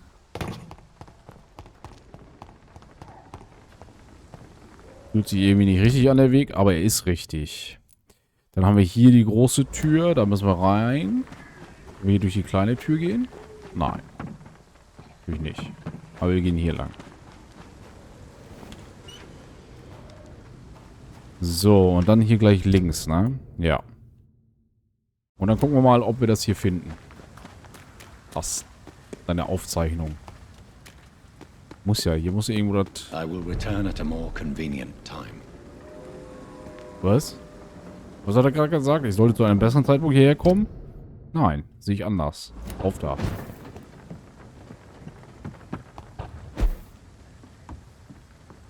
It's locked, all right. It's locked, alright. Okay, wir kommen hier nicht weiter. Also ich muss erst den anderen Kram machen. Schade eigentlich. Let's pin it.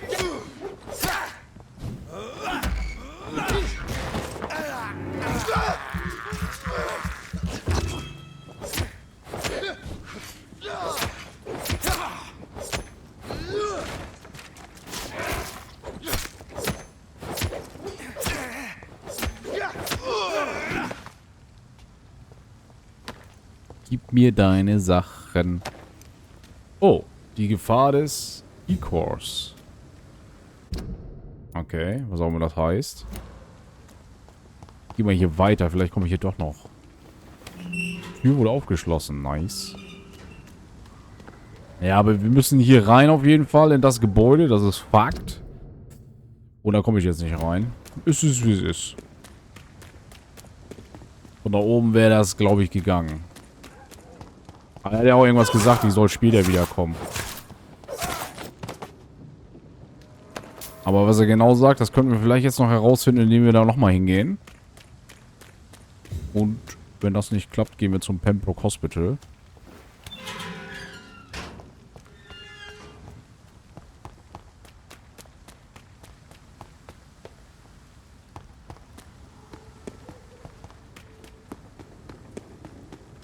Na, er sagt das nicht mehr. Also wir kommen hier definitiv nicht rein. I cannot enter. I cannot enter. Aber wir haben die Fähigkeiten, hundertprozentig. Finde heraus, wo ist, dass die Wache von Prime gestohlen hat, ja. Gut. Stupid beast!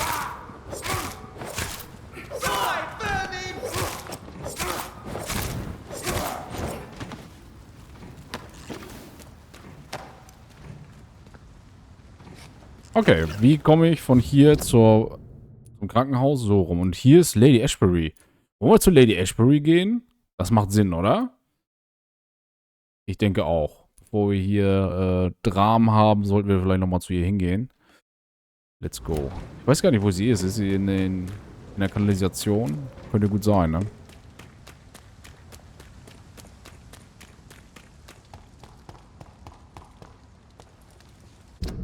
So, weiter hier rum noch.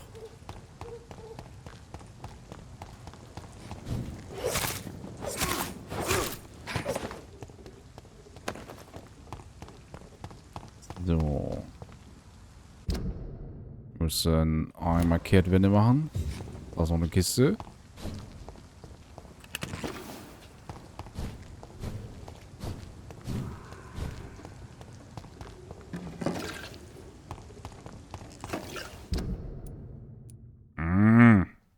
Wo gehe ich denn hier lang, sag mal? Schlimm. Schlimm mit mir. Wieder falsche Richtung. War hier schon richtig wieder im roten Auto. Hätte ich mal ruhig weitergehen sollen. Okay. Hier rechts ist sie. Oh, das ist ihr Haus sogar, ne? Also, dann besuchen wir sie nochmal. Vielleicht ist ja noch wertvolle Informationen.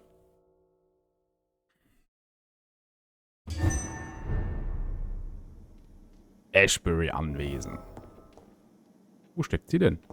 Lady, wo sind sie? Muss hier sein.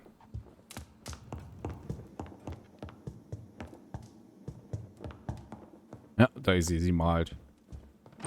Also mal gucken, was wir im Schrank haben. Elizabeth, I'm so happy to see you. I was so concerned. Oh, Jonathan. I went to the docks.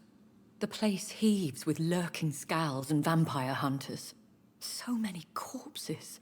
I have not seen such misery in so long. Indeed, we stand upon the precipice. Has the news reached you of Edgar Swansea? No. I returned home but moments ago. What of him? Your friend, the well-informed old Bridget, tells me the Guard of Priwen has assaulted Pembroke. I fear Edgar tops their bloody list. Bridget. She is such a tragic figure. And yet, I sense deep inside, She has a delicate, fragile soul. Ich mag sie auch. Indeed, she has. I'm glad you like her too. Once this is all over, I will study the sewer skulls. I fear I have made terrible mistakes, founded upon erroneous preconceptions. I was concerned for your safety. McCullum draws too close to you for my comfort. Fear not. I've evaded the hunters for many a year, and I intend to stay far from their gases, flames, and spikes. Now, speak to me of Dawson. I convinced Aloysius to embrace death as the ultimate gift of mortal life. I believe he found peace in the end. The cost must have been heavy indeed. I am proud of you, my love. Ascalon has defrocked me and threatens to hound me from the city. This was, no doubt, inevitable. You did what you thought was right at the time. One can ask no more. The important task now at hand is to help poor Edgar. Now I am assured of your safety. That is precisely my intention. Good. Now go, my dear, and return with good news with the greatest haste. Ja, wir kehren mit guten Nachrichten zurück. Können wir trotzdem mit ihr reden? Ja. It is I, once again. Bin es I'm wieder. all right, Jonathan. But find out what happened to dear Dr. Swansea. Lässt sie nicht mit sich reden, ne? Muss sie kennt sie keine Gnade. Dr. Swansea, Dr. Swansea. Ich eile. Eile mit Weile, ich verlaufe mich.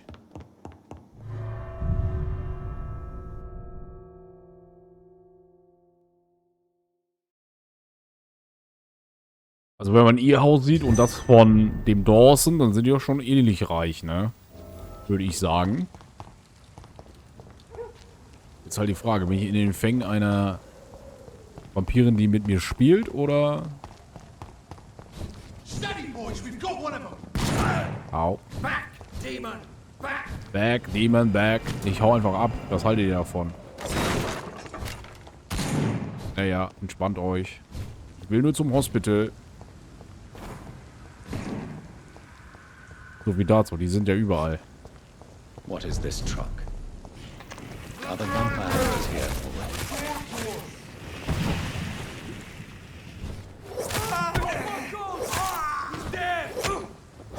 The power of the Lord!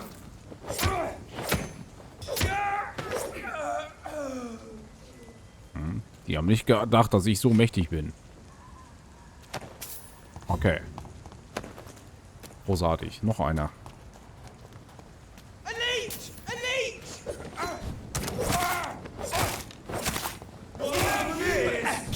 Gift. Die Tanks sind schon krass, ne? Hören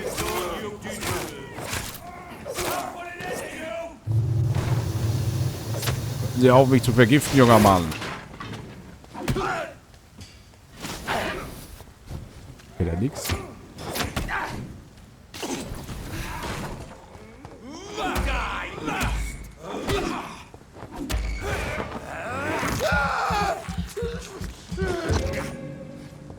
So, Junge, ich brauche noch mehr Blut von dir.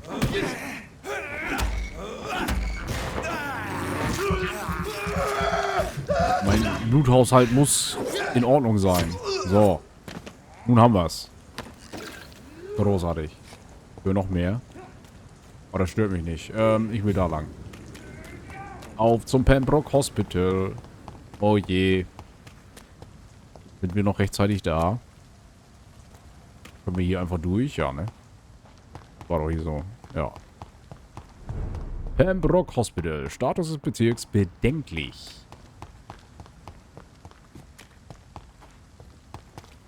So, das ist die eine Seite. Wir wollen aber von der anderen Seite rein.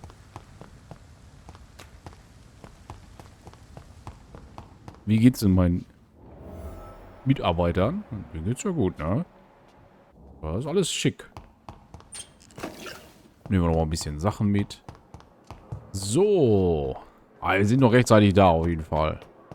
Hoffe ich. Um Edgar. Those bastards. What have they done to Edgar? Was haben Sie mit Edgar getan? Nein, sowas. Hat Edgar vielleicht noch was Sinnvolles rumliegen? Nein. Dann schnüffeln wir Looks mal. like he's wounded. I better follow the blood. I better follow the plot. Na dann. Schauen wir uns das... Warte mal, da ist noch was. McCullum and his thugs are taking the credit for Edgar's abduction. They really mean business. Ah, guck mal, jetzt kommen wir ein Stockwerk höher. Endlich, es ist soweit. Es ist offen. Okay. Ich denke mal, die verhören ihn hier gerade. Das ist das unbekannte Stockwerk vom Pembroke Hospital. Das heißt, wir werden uns hier genauer umsehen. Aber ich denke mal, hier wird nicht großartig was sein, ne? Nein. Natürlich nicht. In die Türen können wir auch nicht rein. Nein. Okay, liegt hier noch was? Nee. Okay, dann geht's weiter. Oh, ein Aufzug. Na, dann werden wir jetzt wahrscheinlich gegen den McCullum kämpfen müssen. Und das Schwert wird dich richten. Ach du Scheiße. Hier hat einer was vorbereitet, ne?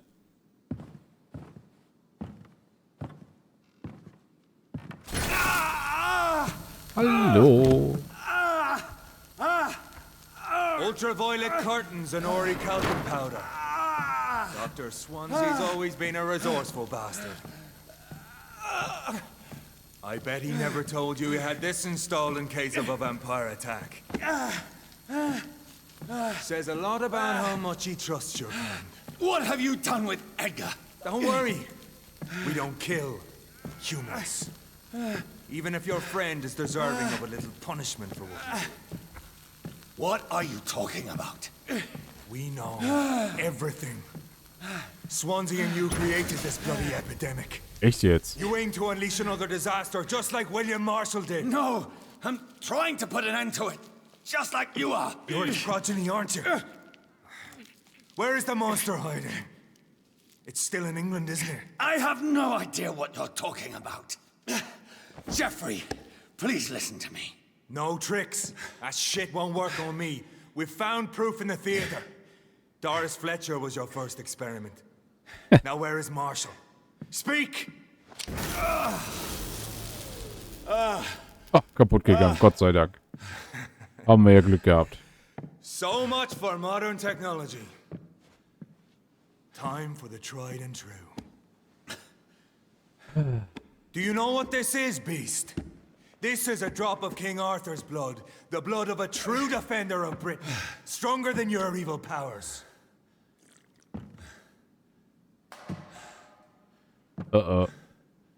This is ridiculous. We're losing precious time. True enough. Soon I'll bring your head before your coward of a father. Show some style. Fight like a man. Wir zünden am besten jetzt schon die Ulti. Das tut ihm ja gar nichts. Au, au, au, au, au. Das tut ja richtig weh. Ich muss mich raushalten aus dem.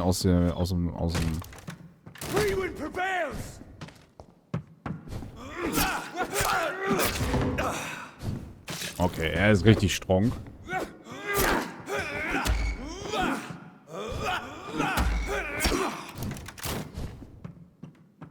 Ich habe mich mit dem falschen Arthur angelegt, ja. Okay, jetzt beißen wir mal schön rein. Lecker, lecker, lecker. Ja. Oh, oh. Heiß, heiß, heiß, heiß, heiß. Heiß, heiß, heiß, heiß, heiß. Okay, es hört auf. Alter Junge, hör auf damit. Ist nicht mehr witzig.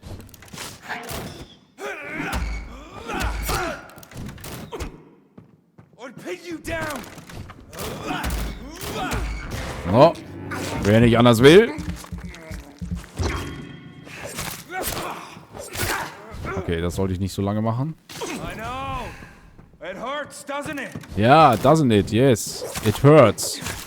But here, I can owe you very much. Come on, Reed. Come on, Reed. Come on, Reed. Come on, Reed. Guck mal hier. Au. Mann, der soll mal aufhören, sein scheiß Licht anzumachen. Stimmte mit ihm nicht. Nein, nein, nein, nein.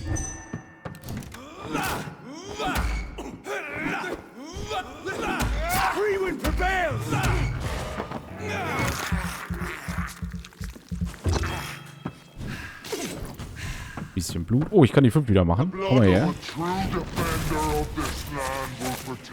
Guck mal, die Ulti macht gar nichts an ihm, ne? Also 0. Da ist er voll gegen immun, dieser kleine Arschloch. Okay, aber wir schaffen das. Nein. Doch. Es wird ja immer mehr Licht. Kommen Sie her. Kämpfen Sie wie ein Mann, nicht wie eine Pussy.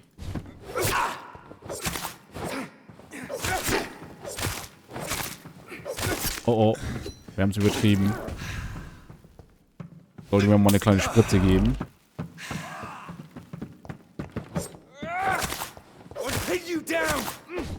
Nein.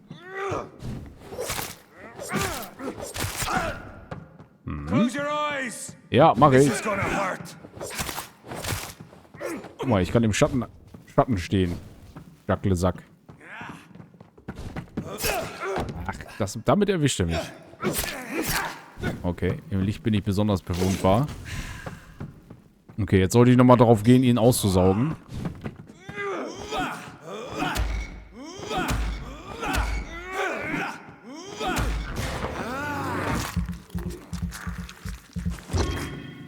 Oh, es wird immer mehr Licht. Es werde Licht. Aha, ausgewichen.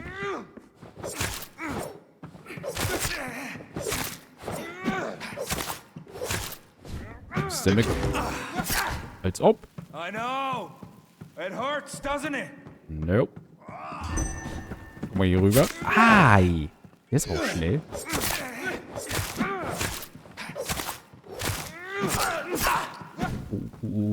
Willst nicht verkacken? Okay, es wird wieder Zeit für eine Spritze. Definitiv.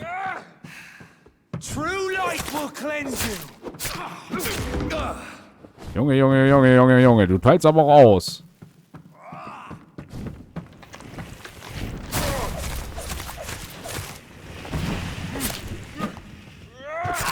Au!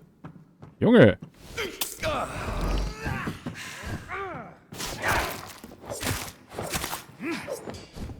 Jetzt haben wir es gleich. Wir gehen aufs Ganze. Jawohl. So, McCullum. We are the guardian of justice. Priwen shall prevail. You can't accept the fact we're not enemies, can you? We always have been, and we always will be. Of all the evils that threaten mankind, your kind are the worst. Dodgen ist meine Stärke? Nein, ich bin ja keine Pussy, ne? Arthur. Dodgen. Was denn? Immer drauf auf den Kleinen. Sie haben die Jagd auf mich eröffnet. Vielleicht bin ich ein Monster. Wir könnten zusammenarbeiten. Ja, komm, lass mal zusammenarbeiten. I'm not saying we could be friends, you and I. But perhaps we could collaborate to put an end to this epidemic. Never! We are Priwen. Ah. We do not negotiate. Okay. We do not compromise. Schade. There is no way you'll ever let me be, McCullum. You'll always hunt me down, won't you? There is no escape, Leech. Kill me now, for there is no way you can sway me to your ideals. Was soll ich machen, ne? That's where you're mistaken. What do you mean? Verschonen, ich verschone sie, verwandeln, du opferst dabei, ich mache sie zu einem Vampir. Das ist ja witzig. Ich kann ihn verschonen, dann weiß ich aber, dass er immer gegen mich sein wird. Oder ich verwandle ihn und sage ihm, ja, willkommen im Team, ne? Also, wenn du nicht willst, dann, ja, das ist eine schwierige Entscheidung tatsächlich. Weil dann wird er mich ja hassen und mich trotzdem noch weghaben. Wir wollen, nur seine Wache macht mich nicht mehr fertig. Oha, das ist gar nicht so einfach. 50-50. Also das ist scheiße und das ist auch scheiße, wenn man so überlegt. Aber ich denke mal, einen kleinen Vampir im Team können wir schon noch haben, ne? I'll make you a vampire. I'll make you one of us. No! Kill me! Prepare yourself, Hunter. You're about to be hunted, just like me. No! No! When I kissed my poor Mary goodbye, I had no idea what I was doing. But now I do. Consider this my kiss of Judas.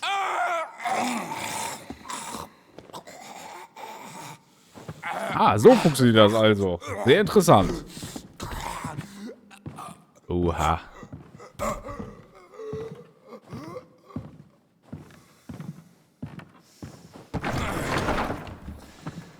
Welcome to the world through the looking glass. Das darf ich aber meiner Lady Ashbury jetzt nicht erzählen, oder? Oh je, oh je.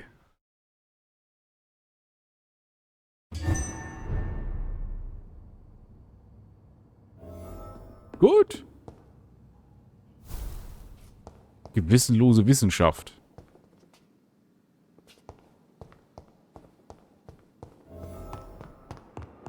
Begib dich zu Doris Fletchers Theater.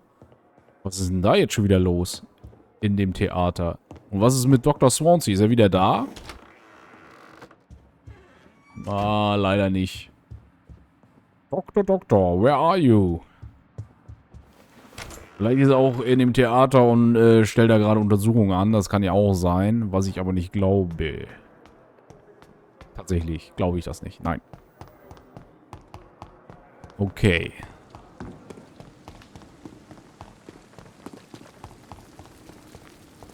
Ja, ich würde sagen, wo ist das Theater?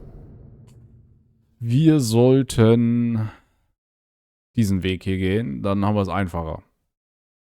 Jo. Gibt das noch eine Chance, das hier zu machen? Ja, ne? Wenn ich einfach hier links rumgehe, dann komme ich da noch zu der Aufgabe. Vielleicht schaffen wir das. Das könnte klappen.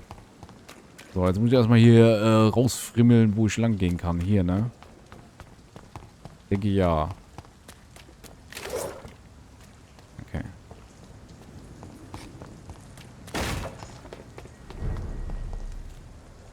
So. Jetzt gehen wir hier rechts über die Brücke.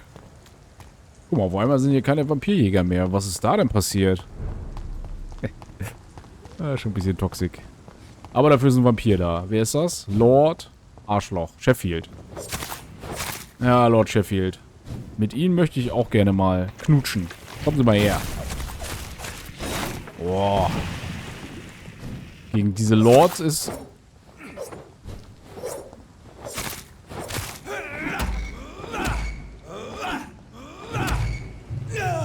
Nein, nein, nein. Lord Sheffield.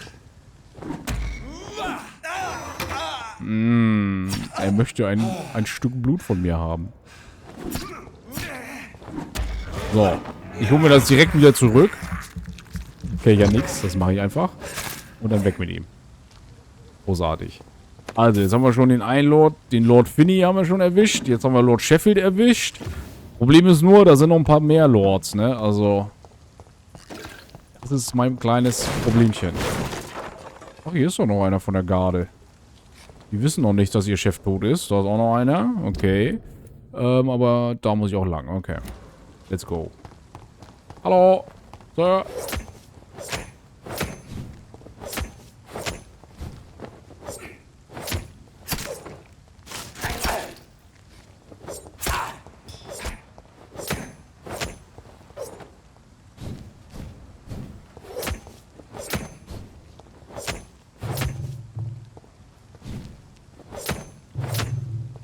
Irgendwie sagt er nichts, ne? Die sind tot. Die sagen gar nichts. Was ist da los? Ich hätte gerne noch ein paar Kampfgespräche. So mit Arschloch. Was tun sie da? Wir werden dich aufhalten. Na gut. Wir sind hier auf dem richtigen Weg auf jeden Fall. Oh, er hängt wieder. Jetzt ist er wieder da. Okay, dann rechts rum auf jeden Fall die ganze Gasse.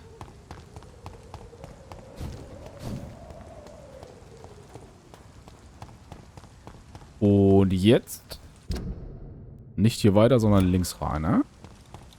Okay. Und dann gucken wir jetzt nochmal, ob wir das Tagebuch für Ascher bekommen.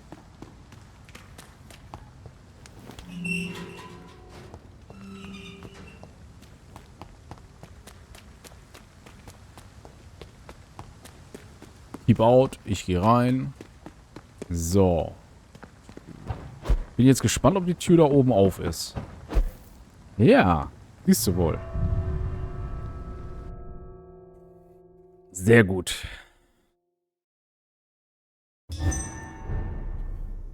Was? So Priwen never left Doris's theater after they invaded. They must be holding Edgar here in their new headquarters. Warte mal. Ah, ich kann hier 2 Fliegen mit einer Klappe schlagen. Ha! Hier muss das Tagebuch sein und auch, ich soll hier sowieso sein, weil das Theater ist. Das war der Hintereingang dafür. Super. Hätte ich mir auch schon fast denken können, oder? Na gut. Wir gucken uns hier mal anständig um, aber ich befürchte ja, ich brauche irgendwie einen Safe oder sowas. Okay, hier komme ich auch nirgendwo was rein. Ja. Nun gut. Gucken hier nochmal. Hier komme ich auch unten rein. Ja, aber hier ist nichts. Dann gucken wir mal. Hallo.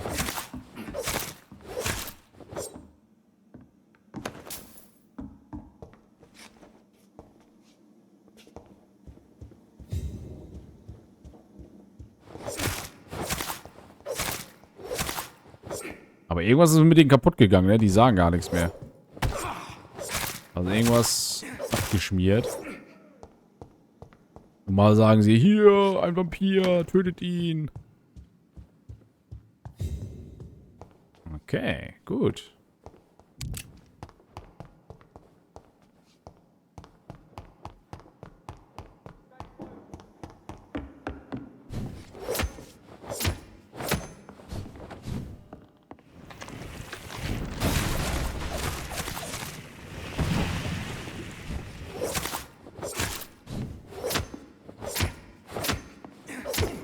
Hey, mach das nicht. Das blendet doch.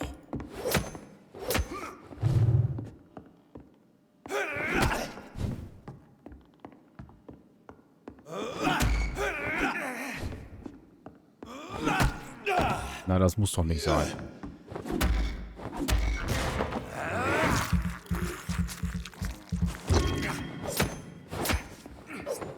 Da hat sie ihn zerlegt. Gott sei Dank. Okay, hätte ich jetzt... Wüsste ich, dass das jetzt hier speichert, würde ich das Spiel neu starten, wegen Sound, aber... Ja. Sehe ich jetzt nicht... So schlimm ist das auch nicht. Ich müsste hier irgendwo das Tagebuch vielleicht finden, ne? Perfekt. Das ist McCullums Bericht. Doris Fletcher was about to become a disaster. I'm getting close to having all the evidence. Schlüssel zur Theaterbühne. Okay. Das wäre hier hinten. Aber wo ist denn ihr... Wo ist das Tagebuch? Gucken wir hier nochmal so ein bisschen rum. Hier geht's nach oben wieder. Na? Ach, hallo. Mal gut, dass er nichts gesagt hat, weil da hätte ich mich wieder zu Tode erschrocken, ne? Also... Normal sagen die was, wenn die einen entdecken, so, was machst du hier, du Arsch? Naja. Okay. Ja. Das Tagebuch muss hier irgendwo sein, aber ich weiß jetzt nicht wo. Finde ich vielleicht noch. Ich gehe mal wieder runter. Ich löse jetzt erstmal die Hauptquest und dann schauen wir mal. Vielleicht ändert sich der Schauplatz ja noch ein bisschen. So, hier, da können wir nichts mitnehmen. Also rein da. Hier wurde aufgeschlossen. Oha. Oh, verdächtig hier. Geht in den Keller. Hilfe. Was erwartet mich hier? Was haben wir hier? Nichts. Hier ist eine Tür, die geht aber nicht auf. Was haben wir hier noch? Auch nichts Wichtiges. Ich bin echt gespannt, was wir hier finden. Noch eine Truhe. Ergo Armin. Hallo.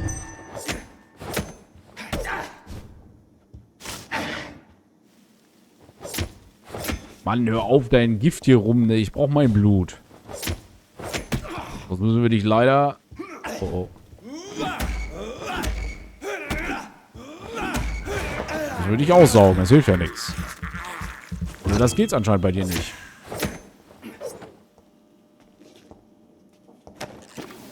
Oh, noch die Truhe aufmachen. Sammle Informationen über Edgar Swanseas Arbeit. Da geht's raus, also müssen wir hier rein. Aha. Das scheint diese Zentrale zu sein. Der Vampirritter. Was haben wir hier noch liegen? William Marshalls Memoiren. Blood of a pure heart. Garlic. Blood of a king. I don't understand. Perhaps this is what McCullum drank. I had better keep that in mind. Ja, behalten wir das mal. Angeheftete Notiz. Also erwarten Tresor. I should find the key to that box. To that box? It's locked, all right. Ja, das wissen wir ja, weil wir den Schlüssel finden sollen, ne? Warte mal, dann müssen wir nochmal in die Notizen reingucken. Das ist ja ganz wichtig. Wo haben wir sie? In der Tasche, rechts, dann hier. Angeheftete Notiz. Ja. Also erwarten Tresor. Bis auf weiteres wird dieser Tresor zur Lagerung von vertraulichen Beweisstücken genutzt. Er muss stets abgeschlossen sein. Wenn Sie Zugriff benötigen, können Sie sich den Schlüssel bei mir im obersten Stockwerk abholen. Und vergessen Sie verdammt nochmal nicht, ihn mir zurückzubringen, wenn Sie fertig sind. Rodney. Im obersten Stockwerk ist der Schlüssel für den Tresor bei Rodney. Rodney hat den Schlüssel. Würde ich sagen. Oh, befreie Edgar Swansea. Ist er hier drin? Ja. Nee, machen wir nicht. Den lassen wir mal ein bisschen rumgammeln, da, den Doktor. Ich gehe jetzt nochmal zu Rodney. Ich hoffe, der ist da. Im obersten Stockwerk. Das ist ja unfassbar. Wie soll ich denn hier wieder... Ich hoffe, er meint das oberste Stockwerk vom Theater, ne? Na, wir gucken mal. Und die Frage ist hier Rodney überhaupt? Rodney, wo... Ah, das könnte Rodney sein. Hallo, Rodney? Kann man so pauschal nicht sagen. Die sehen beide nicht so nett aus.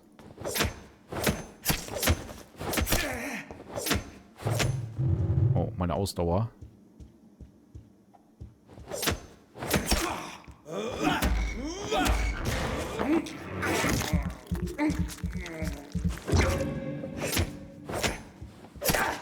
I have it. Ah.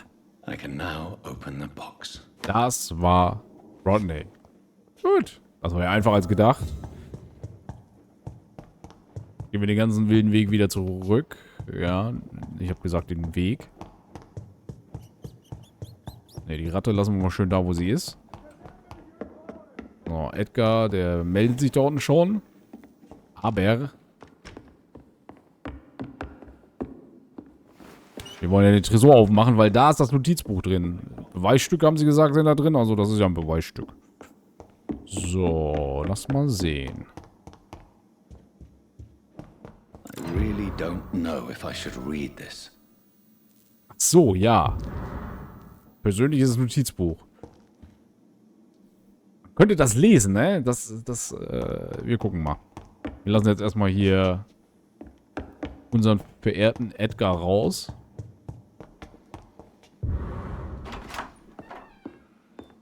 Kann aber auch eine Falle sein, ne? Edgar. Edgar, can you hear me? Jonathan, is it really you? Oh. Easy. Easy. Save your strength. I'm getting you out of here. I get you out of here. Delete.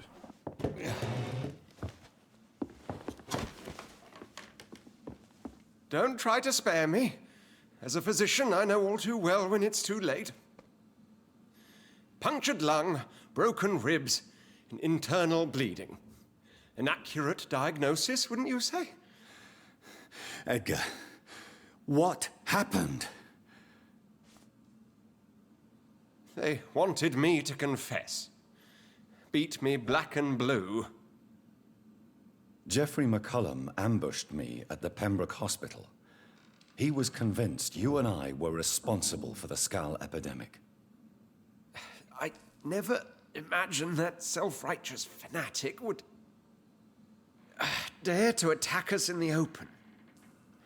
What became of him? I put him in a somewhat delicate position when I made him an immortal. Really? You sure that was the wisest course of action? Time will tell. The most intriguing part of his accusation was that you and I were the pawns of some ancient vampire. William Marshall. Yes, they tortured me to make me confess the same nonsense. Ich habe Zweifel, sie verbergen etwas. I think you're hiding something, Edgar. What do you mean? William Marshall, for example. You speak of him as if you know him. How is that? Jonathan, I cannot say I'm ready for another round of questions. Sie sind mir eine Erklärung While schuldig. investigating the epidemic, I read some of McCullum's findings. I think you have some explaining to do. I have nothing to hide, Jonathan. Nothing at all. Doris Fletcher visited her mother at the Pembroke Hospital. That's how she first got infected. I know nothing about that. Miss Fletcher once came to visit the sick. That is all I know. No, Edgar, there is more. Doris Fletcher was Harriet Jones's daughter. They exhibited the same symptoms: blind hate and strong physical mutation. What does this sad story have to do with us? Doris and Harriet shared more than a hidden family bond. They were the embodiment of the epidemic and are linked to the Pembroke Hospital. Come on, Edgar, this is no coincidence. I swear I'm at a complete loss. All I did was administer vampire blood to cure old Harriet. There was no evil plan, no diabolical plot. You did what? I tested the regenerating and healing properties of vampire blood on Harriet Jones. My only intention was to find the cure for influenza, I swear. Whose blood did you use? William Marshall's? Mine? Lady Ashbury's. While transfusing her with human blood, humanely appeasing her hunger, I also kept samples of her blood for my research. You used her blood on Harriet Jones? My God, Edgar, that's unethical.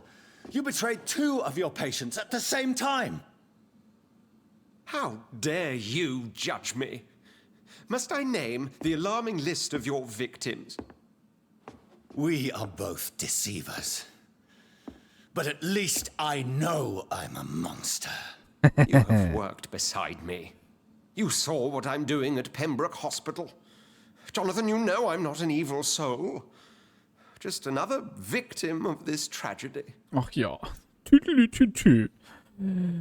Ich lasse sie nicht sterben. Sterben lassen, sie haben es verdient. Aussaugen, ich werde ihren Tod beschleunigen.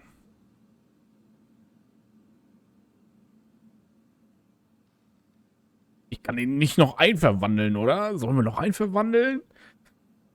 Ach, Edgar, was machen wir nur mit dir? Eieieiei. Könntest du in unserer kleinen, illustren Runde dazugehören? Ich hab Bock zu verwandeln. Ich weiß nicht warum. No, Edgar, you are not going to die. Unless you want to. What do you mean? I can save you, Edgar. I can turn your broken body into one like mine. You truly would? After all I've done, after all that's been said, you would offer me this gift? I have no way of knowing which punishment would be worse, Edgar. But it is not for me to decide. So? Oh, please, Jonathan, please. I beg you. This is what I've always wanted. This is what I've always searched for. Very well, then. Very well. Oha. Wenn zwei fähige Ärzte, die Vampire sind. To face an eternity of guilt. I'm ready. Oh, indeed, I am ready.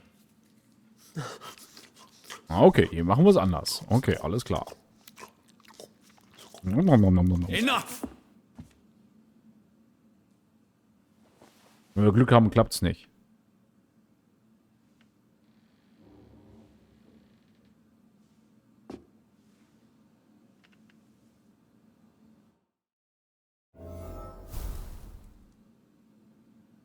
Patient 0. Hinweis fehlgeschlagen. Das Gegenmittel. Okay.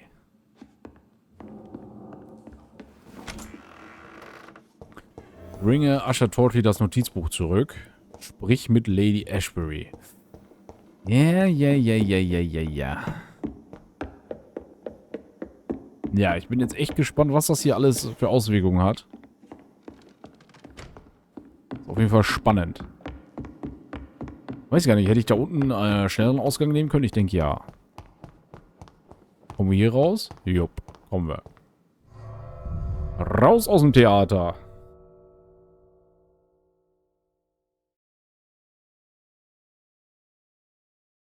Return at a more convenient time.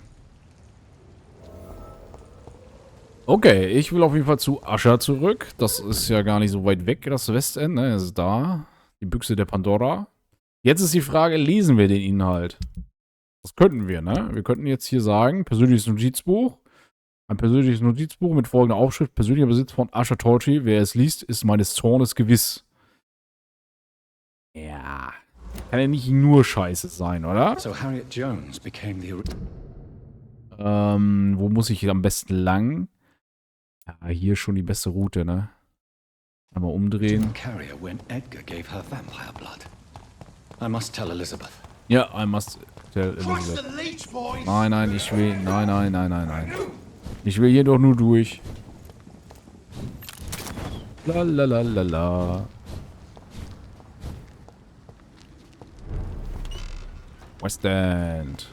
Wir sind im West End. Jawohl. Und jetzt einfach nur gerade hoch. Das kriegen wir alles gebacken.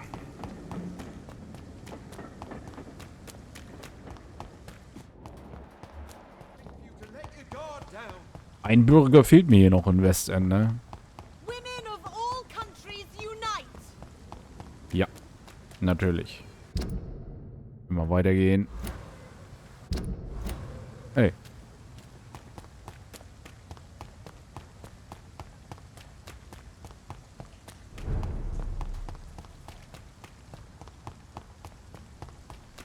Hallo.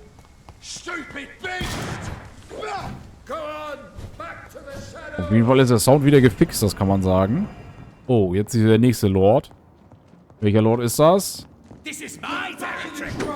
Sehen wir gar nicht. Ach du Scheiße. Gehen so viele will ich aber nicht. Das ist gar kein Lord. Das ist einfach ein Standardtyp. Ja, dann gehen wir weiter. Ich möchte nichts mit euch zu tun haben. Wo müssen wir dann lang? Hier rechts rein. Okay. Gut, dass wir mal geguckt haben. Nein. Ich will die Tür benutzen, nicht die Informationen lesen. Okay, hier kenne ich mich aber aus. Wer ist sie denn? Das ist Carol, sie ist frei.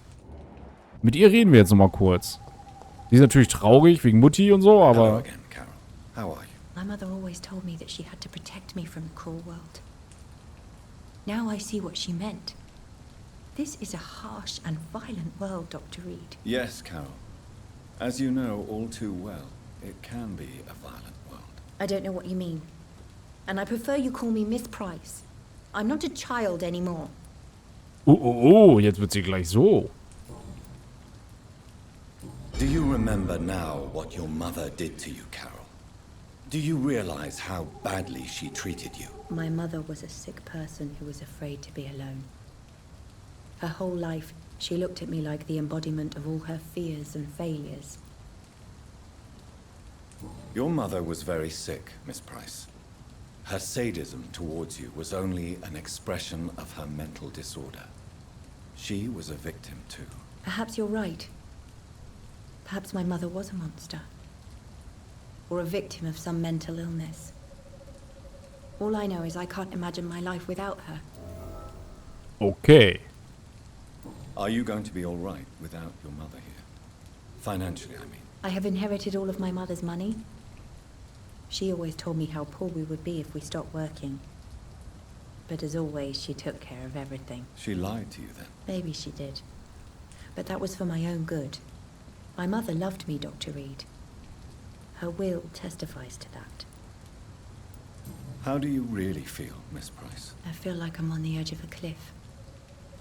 Fear of being alone is pushing me toward the void. The weight of unanswered questions incites me to jump. I feel lucid. Okay, Nö, das war's. Brauchst du die Behandlung? Nein. Goodbye, Miss Price. Haben wir alle Informationen über sie jetzt? Ja. Okay, dann sind wir mit Carol fertig.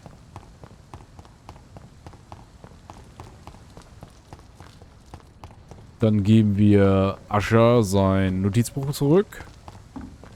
Bauen Vertrauen zu ihm auf. Mal gucken, ob wir dann gratis Informationen bekommen.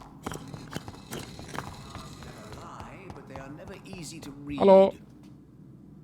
Good evening, Jonathan Reed. Can I help you in any way? Nee, ich kann dir helfen. I found your notebook. The one the guard of Prewan stole from you. And you've brought it back to me. That's excellent news, Jonathan. Were you able to keep yourself from reading it? Yes. I give it back to you untouched. Then, my friend, you deserve a little something to reward your fortitude. Please, have this, with my gratitude. What's in the notebook? I can't answer you, Jonathan, since you chose not to open it. Hinweis fehlgeschlagen. Okay, ich hätte tatsächlich in das Buch gucken können. Macht mir aber nichts aus, ne? Ja. Goodbye, sir. I rarely wander. Yet a red river. Okay, aber so richtig, was haben wir bekommen? Wir haben irgendwie... Wir haben irgendwas bekommen mit der mit hier der Bruderschaft, ne? Eine kurze... Nee, da ist nix. Was hat er uns denn gegeben? Irgendwas mit der Bruderschaft. Irgendwelche Informationen. Wahrscheinlich hier. Die Bruderschaft... Ah, okay, das hat uns gegeben. Okay. Lass mal sehen, welche Bruderschaft war das? Die hier? Die Herkunft der Bruderschaft, genau. Okay. Naja, ich weiß ja nicht. Hätten wir vielleicht doch mal reingucken sollen. So, was das hier ist, das weiß ich immer noch nicht, ne? Was das bringt, hier rauf zu stiefeln, weil das geht ja runter. Da wird sich ja irgendwas öffnen. Aber ja, gut. Das Rätsel werden wir nicht so schnell lösen. Sprich mit Lady Ashbury. Ja. Das ist auch nochmal so ein Ziel. Das machen wir auf jeden Fall noch.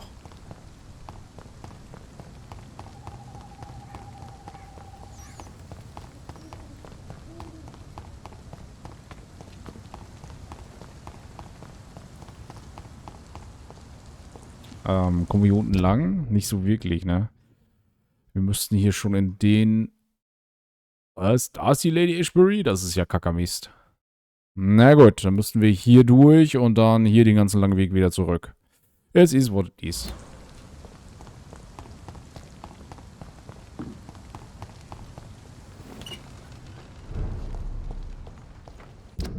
So, jetzt nach links. Dann sind die hier wieder da. Tschüss. Problem, die sind sehr anhänglich. Die wird man eigentlich nicht so schnell los. Aber hier sind ja meine Kollegen, die helfen mir bestimmt. Naja, leck mich. Leck mich fett. Ich laufe ja aber durch. Sind die eigentlich noch... Wo sind eigentlich die, die ich noch nicht kenne? Das ist immer die Frage der Fragen, ne? Wir haben hier Russell. Wir haben Charlotte. Aber sonst fällt mir auch nichts ein. Crossley. Dann seine Frau Venus natürlich. Irgendwo ist hier noch jemand, den ich nicht kenne. Keine Ahnung, wo denn, ne? Also gar keine Ahnung. So, jetzt muss ich hier durch, richtig? Richtig. Dann rede ich mit meiner Lady. Und dann gucken wir mal.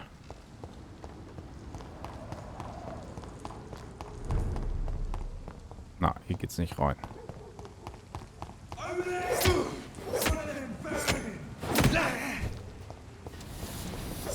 Sind die schon Level 34, das ist kacke.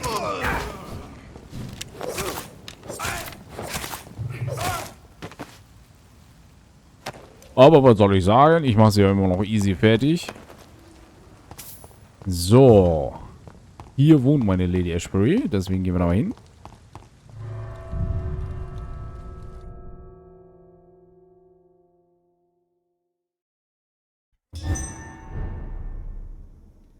Gucken wir mal, was sie zu sagen hat. Sie ist immer oben in ihrem Atelier. Da ist sie ja. Sie malt schon wieder nett. Großartig. What good fortune brings you back to me, Jonathan? What is it, my dear? I'm afraid it's bad news, Elizabeth. The worst, actually.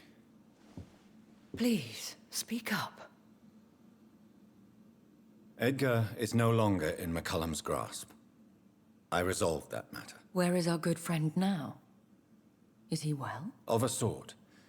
His injuries were mortal. I had no choice but to make him one of us. To save him. Or to punish him. To punish him? I fail to understand. And what is the source of this cold tone in your voice? Edgar Swansea was responsible for the Skal epidemic, Elizabeth. It was he who unleashed the deadly scourge upon London. What? Are you certain? This is the most terrible accusation of all. He confessed everything to me.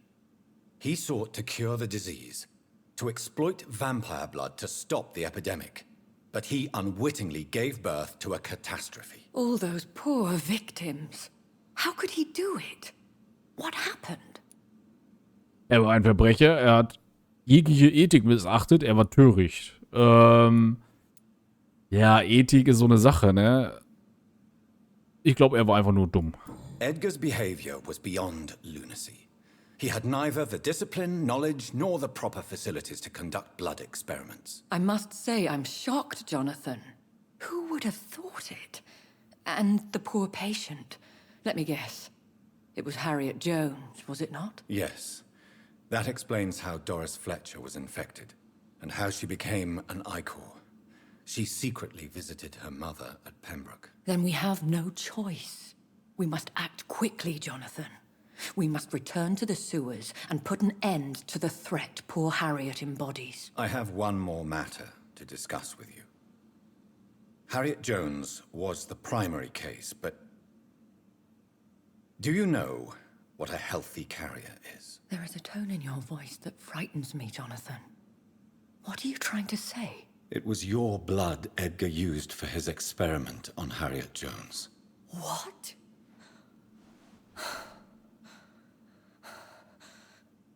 No. No. This can't be. Oh! Elizabeth. Are you all right? No, I have to go. What do you mean? Leave me alone. Save the city, Jonathan. Save what can be saved. Elizabeth, I need answers. Why did your blood Stay cause away this? from me. Please. I swear I never was your enemy. Wait! No! Elizabeth! Oha. Das ist jetzt unglücklich. Das heißt, sie verbirgt auch noch ein Geheimnis, ne? Sammle die Zutaten für das Gegenmittel, beschaffe dir von Lord Redgrave einen Tropfen von William Marshalls Blut, beschaffe dir von Geoffrey McCullum einen Tropfen von König Arthurs Blut, suche in der alten Leichenhalle des Pembroke Hospital nach Insulin. Das ist eine ganz wilde Nummer jetzt. König Arthurs Blut. Ich weiß ja nicht. Das ist doch gefährlich. Das ist doch schon so alt. Na gut.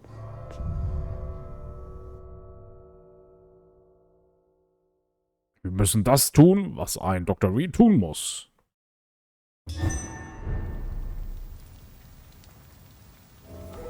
Now would be a good time to blend the recipe Marshall used when he fought the disaster. I think I know where to find what I need. Mhm. Und die wissen auch, was sie finden. Ja, ja, ich move on. Hier, guck mal.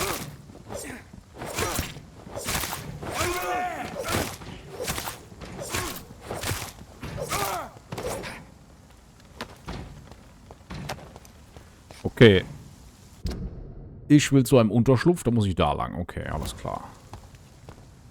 Let's go, let's go. Ach, ja, da klopft er wieder. Gehen Sie weg. Hier gibt's nix. Das ist meine City. Oh, hier ist alles so bestellt. Das ist ja unglaublich. Ja, leck mich fett. Ich bin weg. Ach, wenn ich im Kampf bin, komme ich da nicht hoch. Alles klar. Dann müssen wir die alle wegmachen. So, wenn wir schon mal alle beisammen haben.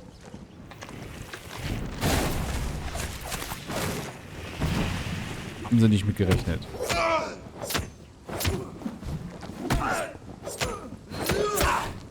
Au, au, au, au, au.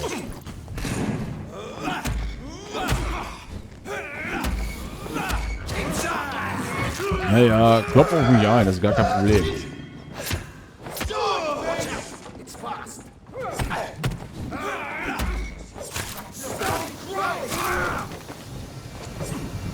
Oh. Wird hier aber ganz schön hops genommen gerade.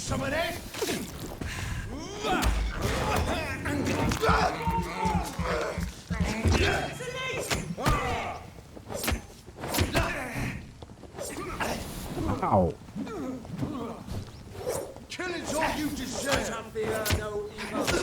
Okay, den haben wir auch. Jetzt müssen wir aus dem Strahl raus, weil das tut ja weh.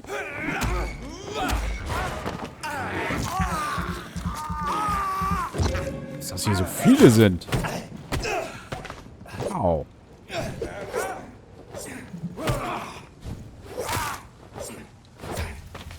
Manchmal sind die... Oh oh.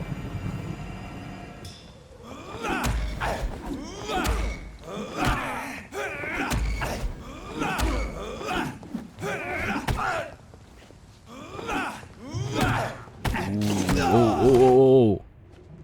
Nein, er macht mich echt tot. Krass. Shit. Das ist jetzt ärgerlich. Das ist ganz ärgerlich. Ich wollte nur meinen Unterschlupf. So, ein Goddammit, shit. So, wo sind wir hier? Okay. Na gut. Das Gespräch mit Lady Ashbury hat auf jeden Fall stattgefunden. Das ist schon mal wichtig. Wo gehen wir denn stattdessen hin? Wir können auch hier schon mal in die Richtung vom... Wobei, nein. Wir wollen in diese Richtung gehen. Das passt schon. Aber ist krass, ne? Die sind jetzt hier alle überall. Tschüss, macht's gut. Die Beast. Warte mal, ich könnte mal ein bisschen Blut gebrauchen. Guck mal her.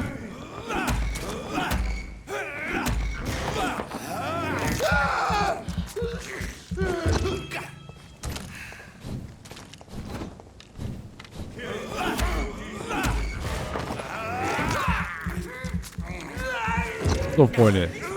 Ja, alles gut. Ich gehe jetzt. Ich bin jetzt Full AP. Da schlägt's fast ein.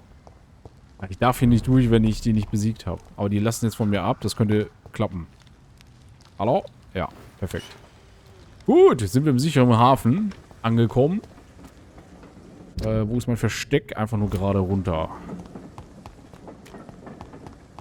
Dawson and Dawson. Das gehört ihm auch. Whose blood could be purer than that of William Marshall? Lord Redgrave will have to spare me a drop. Ja. So.